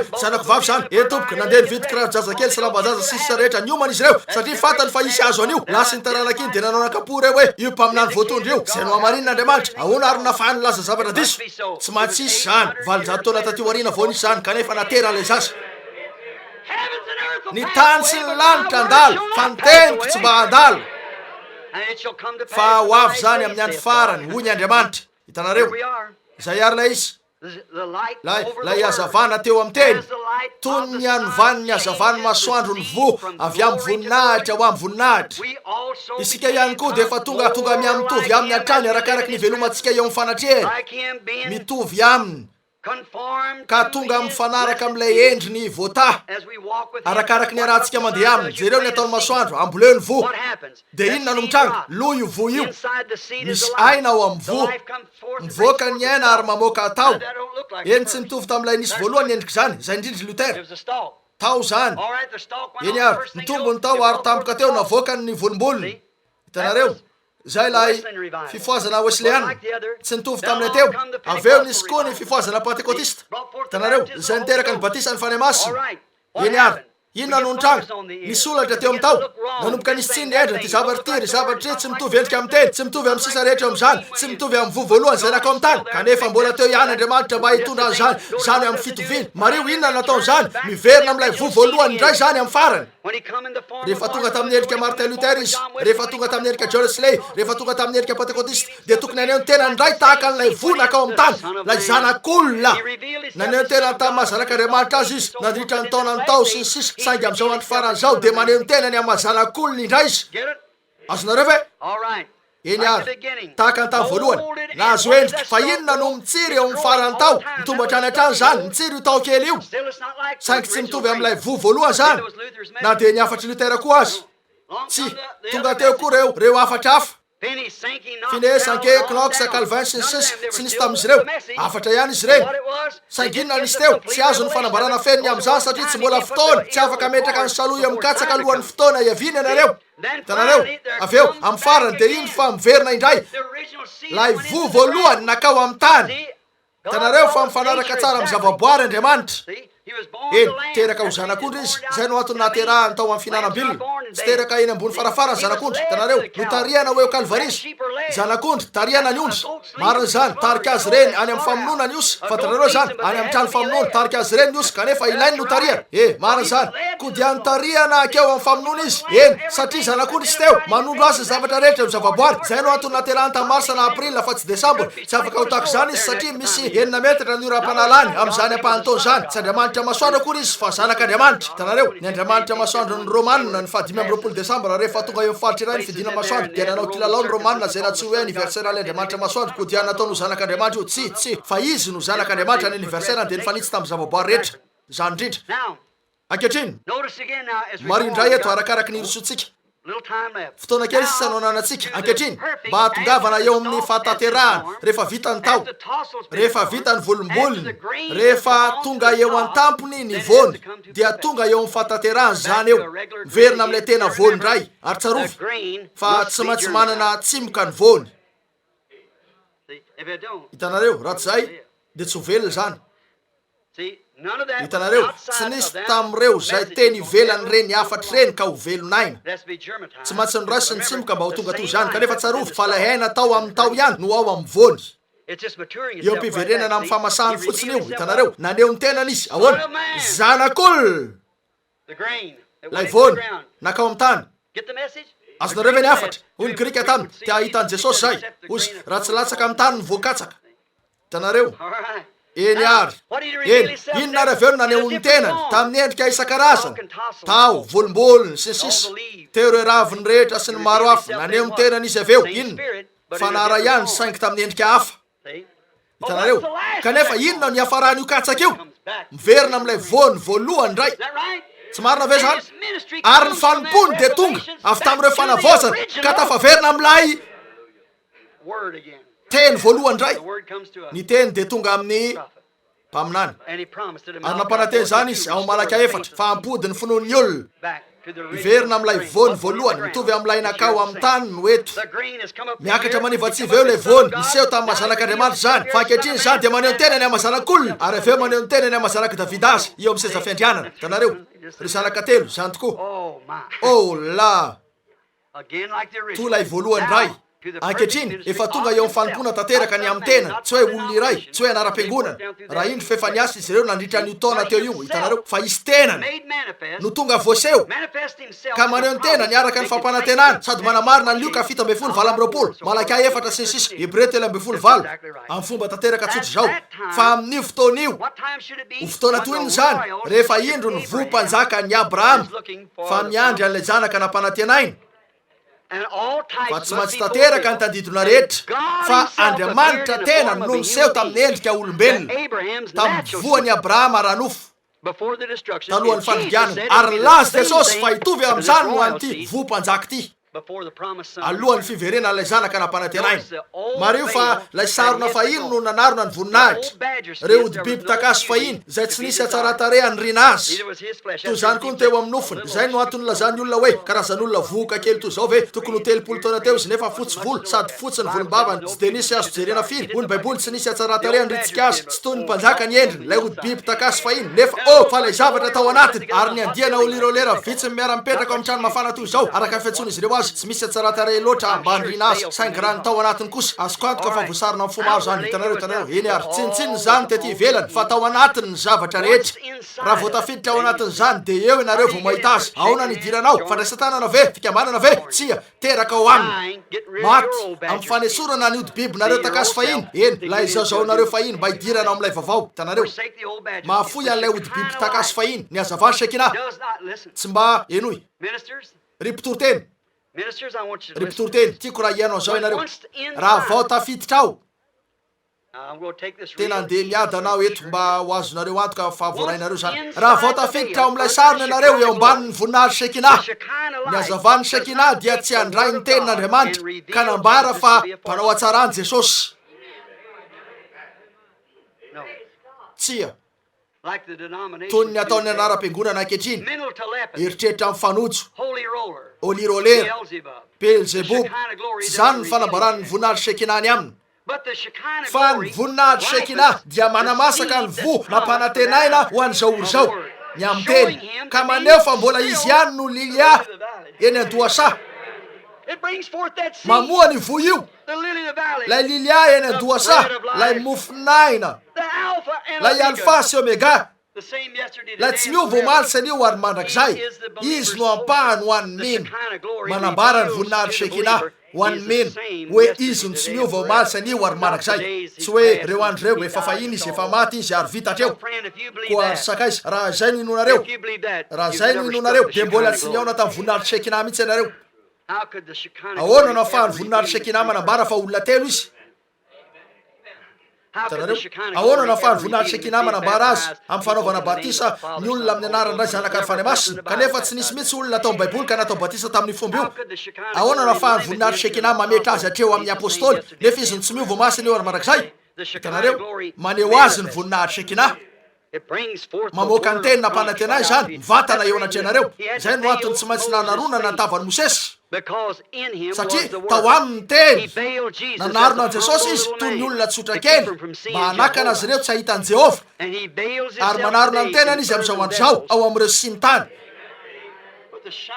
miaraka amin'ny Shekina toy ny andihana olirolera ny endriny ety ivelany ody bibitakazo fahiny kanefa ny ao anatiny manafina ny voninahitra Shekina fa manamasaka an'ilay mofo aseho akamamitsika zany ka zay no antony andehanantsika fiara manivatsiva firenena hamanjatony maily hitanareo sakafo ho an'ny mino zany ho an'ny mino rery any tsaro fa ho an'ny mino rery any ny mofo aseho eny ny vo mofo aseho mario inona nataony io voninahitra Shekina io zay eo amin'ilay mofo aseho no miaro azy tsy oloha tsaro fa ny mana zay nilatsaka avy tany an-danitra de voatahiry tao amin'ny voninahitra Shekina nandritra ny tanàna ka ny fandimby ny tany ivelany nisy olitra niditra tao tamin'ny alina ka lasa maimbo tsy zany ve eny ivelany voninahitra Shekina efa lasa ny andro ny fahagagana eny fiatanany zany rehetra zany fa ny ao anatiny jereo fa nazy voninvoninkazo tanamasoandro izy ireo tao amin'ny fitehirizam-bokatry ny Egipta zay napetraka tao tamin'ny andro Josefa 4 taona lasa teo eo nataony Josefa tao an-tsopy zany ary nambolena io de velona nahoana nisy aina tao aminy ino ny voninahitra Shekina io ankehitriny fidirana ao ambadiky ny sarony mba ahitana ny maizian'Andriamanitra eo anatria anareo ahitana ny maizian'Andriamanitra eo anatria antsika lay andriafo voasarina ao amin'ny nofon'olombelona izy fa inona nataony Shekina inona nataony teo ny vo mofo aseho de ny teny zay tokony ivelomantsika amin'izao andro zao amin'ny alalan'ny reto fampanantenany reto ny voninahitra Shekina no manamasaka ny mofo aseho io ka mitondra azy ao amin'ny fahatanterahana ary mahatonga an'izany ho mofo ho an'ny mino fa efa nitoetra tao amin'ireo pejin'ny baiboly taona maro ny fandimby ny teny ho an'izao taona zao ho an'ireo anaram-piangonana vato matafitony zany ho an'ireo anaram-piangonana tafitohana noho ny aminy izy ireo nandritra ny taona rehetra Luther, Wesley, Martin Luther izy rehetra Cinque, Finney, John Smith, Knox tafitohina tamin'izany izy rehetra kanefa inona tokony isy amin'ny andro farany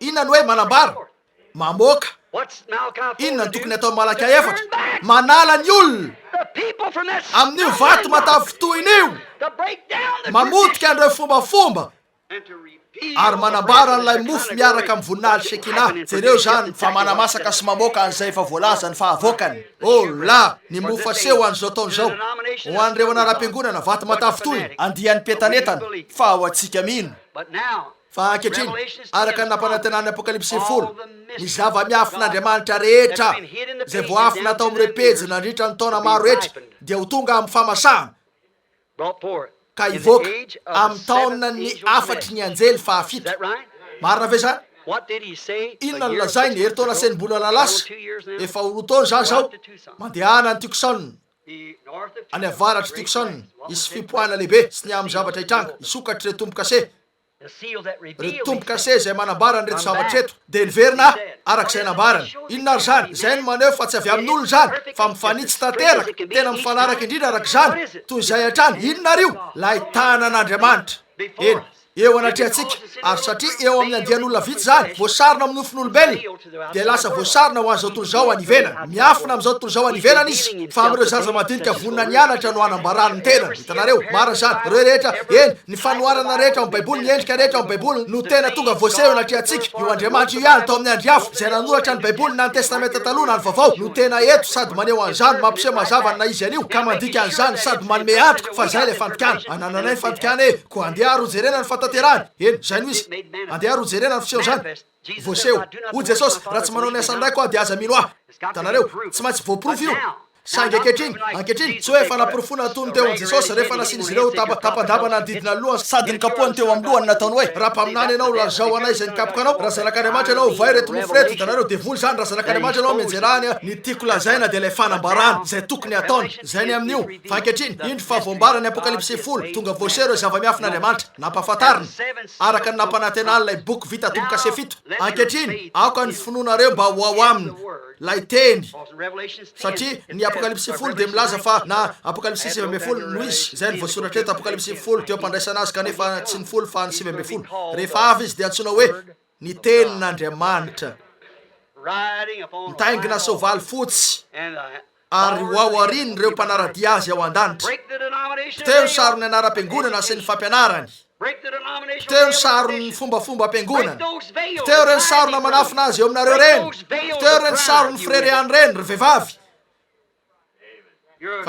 fa ianareo de zanaka vavy mpanjaka manaova toy zany miveloma toy zany fiteo sarona rehetra na inona lazainy doctorat philosophie sy doctorat lalàna raha mifanohitra amin'ny baiboly zany de manivatsivany io sarina io satria namaky teo amin'ilay sarona tritrosika ao amin'ilay ilany ambadika sika ankehitriny ao amin'ny ilany fa ahita ianareo raha ataonareo fotsiny zany kapitenareo reny fombafomba fahiny sisy reny ary tonga eo aminy ianareo dia ahita azy mijoro eo ianareo lay mpandresy mahery lay teny fampanantenana ho an'izao taona zao tonga voaseho ho hitanareo lay andriamanitra mahery miariary ahita azy eto anifitsika mihitsy ianareo miariary le andriamanitra mahery zay tsy mba resiny reo fombafomba niezaka nanafina azy tao ambadika tao izy ireo nataony zany taona maro nefa nanakaiky ny fotoany fampanantenana nisy fotoana andriamanitra nanangana mosesy ary nafahany tamin'ireo zavatra ireo ny zanaka ary izy de mbola tsy airesena izy ny tany sy ny lanitra andalo fa niteniko tsy andalo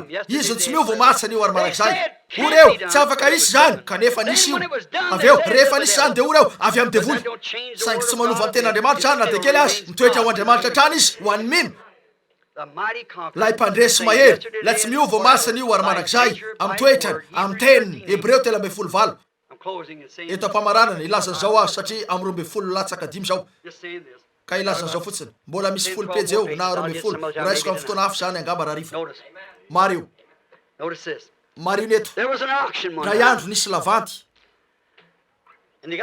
ary nisy nanolotra lokangatranainy ray fa renareo matetiky zany nisy lokangatranainy ary o lay mpanao lavanty omenareo ohatrinonany amty mety tsy haiko tsara ny filaza azy araka ny fitantarana efa taona maro lasa zany efa ela saingy tonga atao saiko ary mirasin'izy ireo lay lokangatranainy tsy de tsara ny endriny tahaka ny malotoloto sy ny sisa tsy nisy sanan'olotra vidiny teo aminy akory tamin'ny farany ataoko fa nisy nanomety olotra $1 na zavatra tahaka zany ary nisy olona anankiray teo zay tsy nanaiky nivarotana azy tamin'ny vidiny io de nakeo izy ary norasiny zany nampandalovany teo amin'io ny tanany de norasiny lay atao fitenenaka ny fafantsara ary nanao fekiry izy rehefa natao zany de nanomboka ny tomaniny rehetra mbola tsy nandre fekiry toy zany izy ireo tamin'ny fiainany de o lay mpanao lavanty ohatrina nomenareo a 2 5 10 tanareo fa inona nisy teo ny tanan'lay mpahay azy no nanambarany zay voasary natao amin'ilay zava-maneno tranainy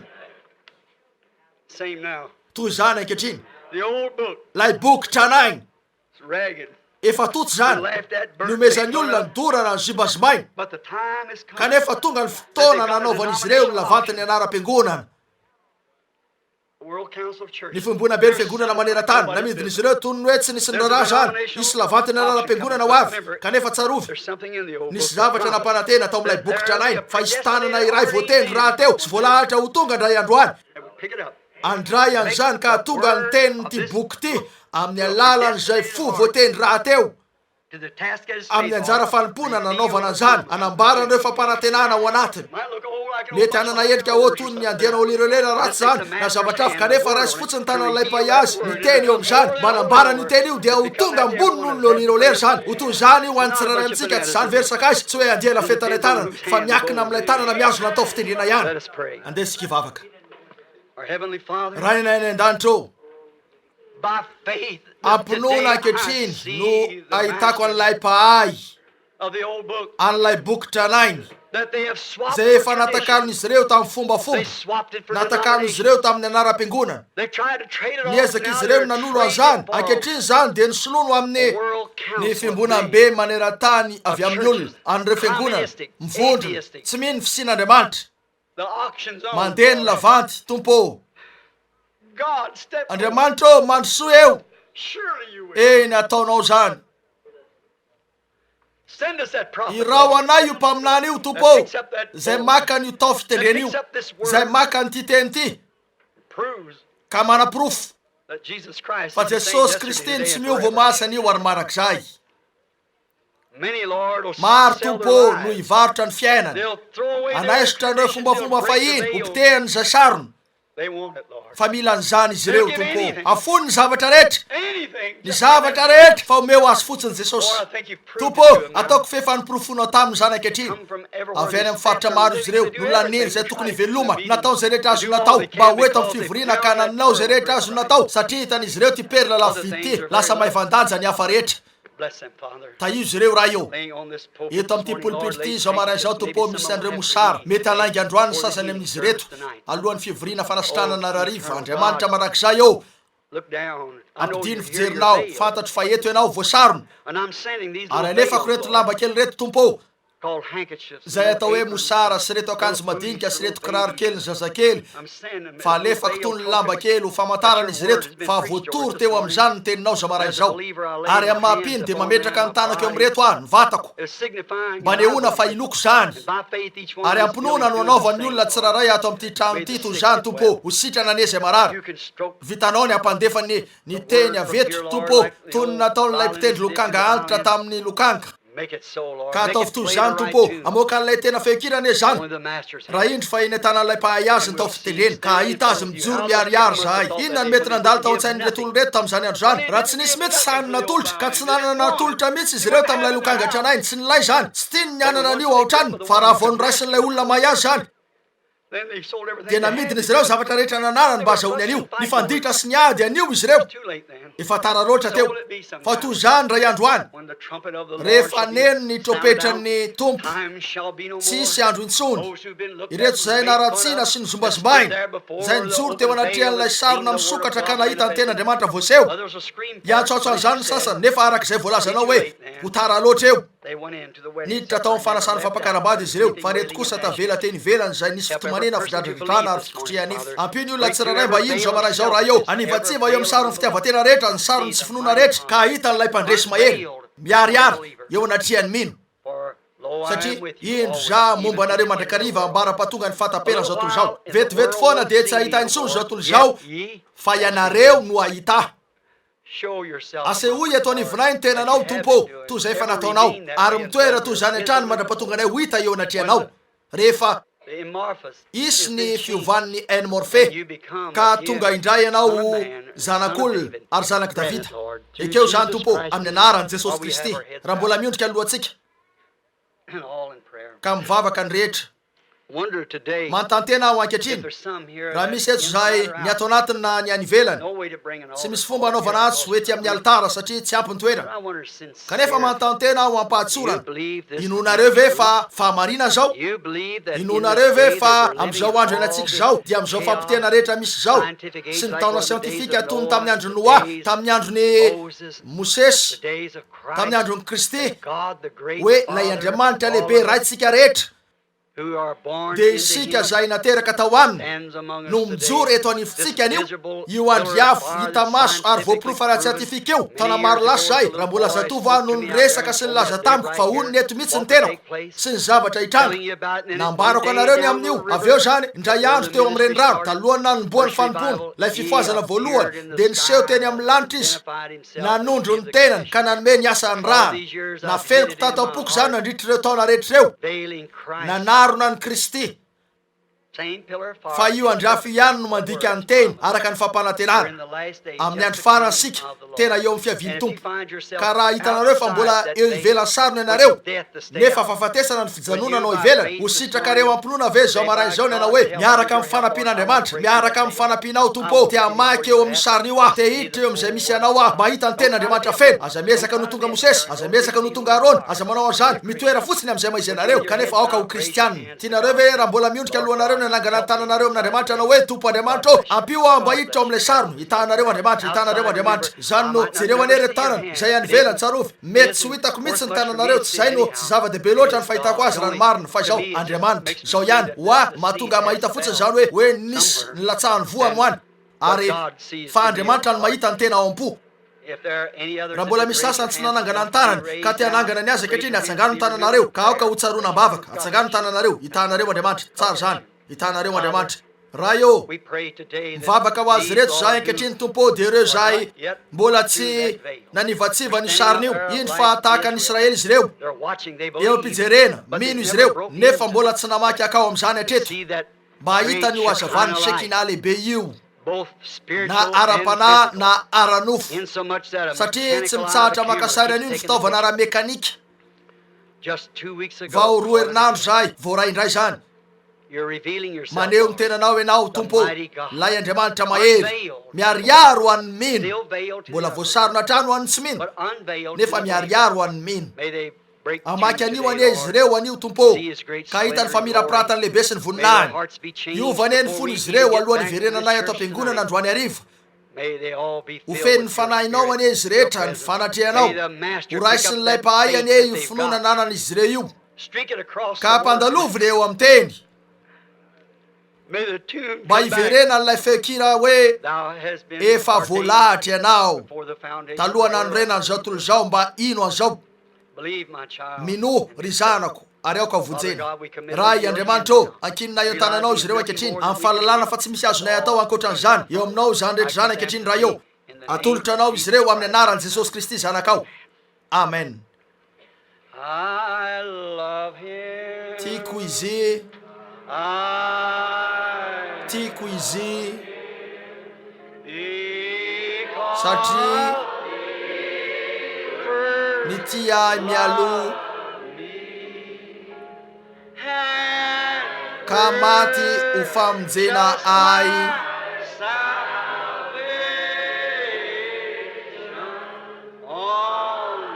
teo amin'ny hazo tao Kalvary. Tia azy ve nareo? Magaga magaga Jesosy lay mpanolotsaina andrian'ny fiadanana Andriamanitra mahery mamonjy ahy izy miaro ahy amin'ny ota sy ny henatra rehetra magaga ny mpanafitra ahy dia raina ny anarany. Very aho fahiny hita aho zao afaka mifanamelohana nanome fanafana sy famonjena feno Jesosy mamonjy ahy miaro ahy amin'ny ota sy ny henatra rehetra magaga ny mpanafitra ahy dia raina ny anarany. Oh magaga magaga ay Jesosy lay mpanolotsaina andrian'ny fiadanana Andriamanitra mahery oh mamonjy ahy izy miaro ahy amin'ny ota sy ny henatra rehetra magaga ny mpanafitra ahy dia raina ny anarany. Firy ny mahita azy mijoro eto lay mpiady mahery lay teny tonga nofo ny ariary teto anatria antsika ny alfa ny omega lay hatrizay lay ankehitriny ary lay hoavy izay silofo sy taranak'i Davida no zanak'olona teo zanak'Andriamanitra zanak'olona ary ho zanak'i Davida. Inonareo amin'ny fonareo rehetra ve zany nampiariary ny tenany izy tao amin'ny taona tsirairay niseho teo amin'ny mino nanarona ny tenany tao amin'ny nofon'olombelona teo amin'ny tsy mino niafina tao ambadiky ny sarony izy. Andriamanitra ny andrava ny sarona rehetra dia hita azy arak'izay maizy azy sika. Jesosy no manapaka ny fatorana rehetra.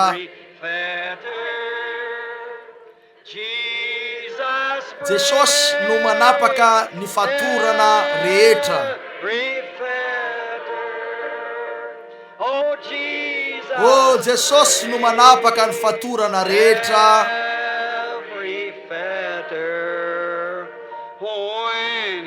Rehefa manafaka anao izy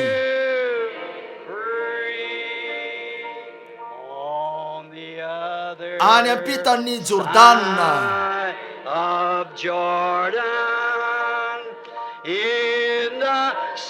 ao amin'ny Saedena mahafinaritra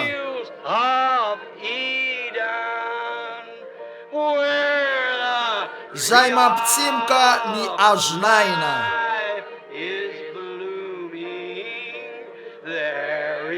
eo no fitsarana ho ahy.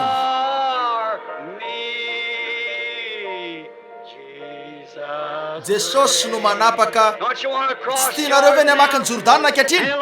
Tsy efa ampy ve zany natao anefitra atsika andao hiampita ho amin'ireo fampanantenana. Jesosy no manapaka ny fatorana rehetra.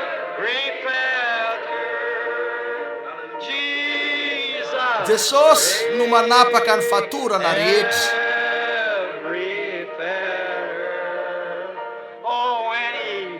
Oh rehefa manafaka anao izy raise your hand now. Andesika nandratanana ankehitriny. Ever, Mandrakizay aho. ever Idera azy praise mandrakizay. Him. I will Mandrakizay aho. ever Idera azy mandrakizay. praise Him. I Mandrakizay aho. ever Idera azy mandrakizay. For He says Satria nanafaka izy. Amen. Don't it make you feel Tsy mahafaly anareo ve zany? Oh, mahagaga zany. Tena mahagaga. Isn't He then? Zany ve ary Let's izy? shake hands Ifandray before tana another antsika now, ankehitriny then. hanao hoe Jesus break Jesosy no manapaka ny fatorana rehetra. Jesus break Jesosy no manapaka ny fatorana rehetra. Oh Jesus Oh, Jesosy no manapaka ny fatorana rehetra.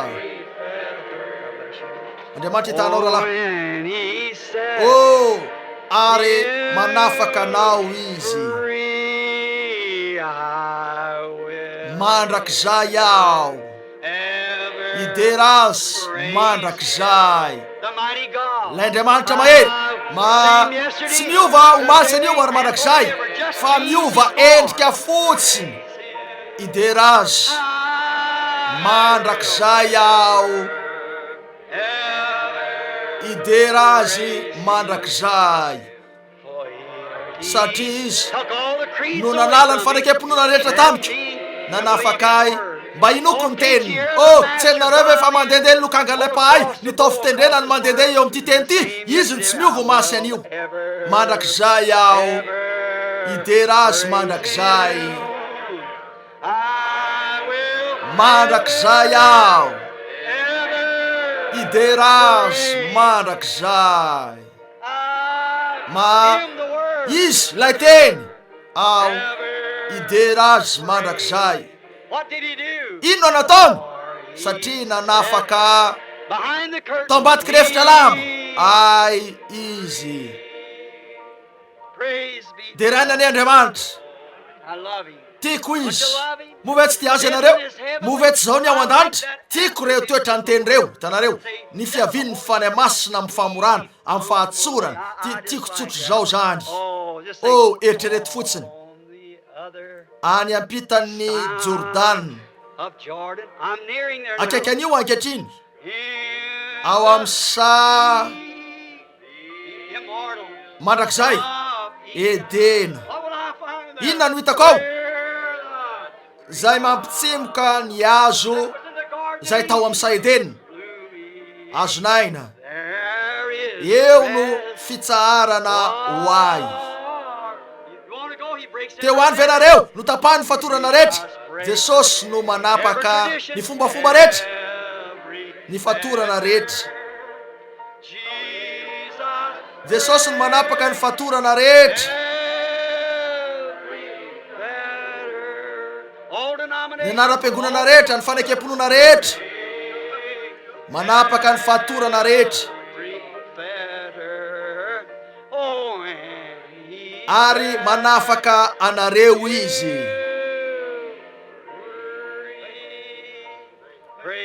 De raina ny Andriamanitra. Ty azo tsotro zao aho. Tsy magaga rao Isaia, izy ny mpanolotsaina, andriany fiadanana, Andriamanitra mahery, rainy mandrakizay, mahagaga. Mahagaga. Mahagaga. Ay, Jesosy. Mpanolotsaina izy, andriany fiadanana, Andriamanitra mahery. O mamonjy ahy, miaro ahy amin'ny ota sy ny enatra rehetra. Mahagaga ny mpanafitra ahy, de raina ny anarany. Oh la, manetsika ny foko zany, mahagaga tokoa re izy. Lazaiko anareo fa tsy misy farany amin'izany. Io, niditra tao amin'izany aho 3 taona lasa zahay, efa toy zao ny fahatsapako. Ary raha maritra izy, anakipony masoko andro androany, nefa ho toy zao ihany ny amiko rehefa andeha. Amen. Mahagaga. Mahagaga. Ay Jesosy mpanolotsaina izy andrian'ny fiadanana ho aho Andriamanitra mahery o mamonjy ahy miaro ahy amin'ny ota sy ny enatra rehetra mahagaga ny mpanafitra ahy de raina ny anarany afaka andaniny androko sisy eto ao am'izany o Paoly hoe raha mira de hira amin'ny fanahy raha mitory teny aho de tory amin'ny fanahy raha mandeha aho de andeha amin'ny fanahy raha miteny aho de teny amin'ny fanahy ako ny zavatra rehetra atao amin'ny alalan'ny teny sy ny fanahy eny tompoko amen fahamarinan'Andriamanitra zany rehetra zany mahita azy aho le Andriamanitra mahery miariary mahita azy mampiataka ny fanekemponona aho andreo anara-piangonana mampiataka andreo tsy mino marina reo programa ny fampianarana sisy mandroso hatrany mijoro eo iverinareo efa vitany fanekemponona ny andresy azy iverinareo efa vitany anara-piangonana ny andresy azy iverinareo efa vitany fiombonambe maneran-tany ny andresy azy nandresy ny zavatra rehetra izy nanapaka ny fatorana rehetra nanatritra ny fiaina tsy hita hisokatra nanongotra ny tombo-kase niditra tao fitoerana masina indrindra nampiariary ny tena tamitsika amin'ny mateny azy la tsy miova masina eo manak'izay amen tiako izy ankehitriny mandra-piano atsika rariva ny zavatra tiatsika atao zao zany raisy eo aminao ny anaran'i Jesosy ry zaza ory sy maonena anome anao fifaliana sy antoko izany raiso zany na iza aleanao anarana sarobidy mamre fanantenany tany sy fifaliany lanitra anarana sarobidy eny efa nanako zany mamre fanantenany tany sy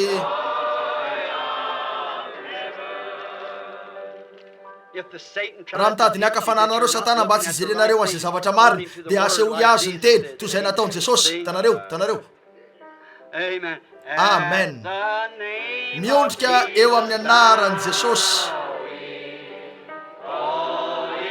lavo miankohaka antongony hosatrotsika mpanjaka ny mpanjaka ao an-danitra izy rehefa tapitra ny diatsika anarana sarobidy fanantenany tany sy fifaliany lanitra anarana sarobidy mamre fanantenany tany fifaliany lanitra oety Bili amin'ny eniny eo izarandreo karatra fangatambavaka ho an'izay maniry no eo amin'ny laram-bavaka ataoko fa tsara kokoa ny anaovantsika an'izany isika dia tsy ho fa noho ny amaron'ny olona tsara kokoa ny anaovantsika an'izany hitanareo ankehitriny tsarovy izy azony hatrany ao an-tsainareo izy ao amponareo na iza aleanareo eny azony ao an-tsainareo Jesosy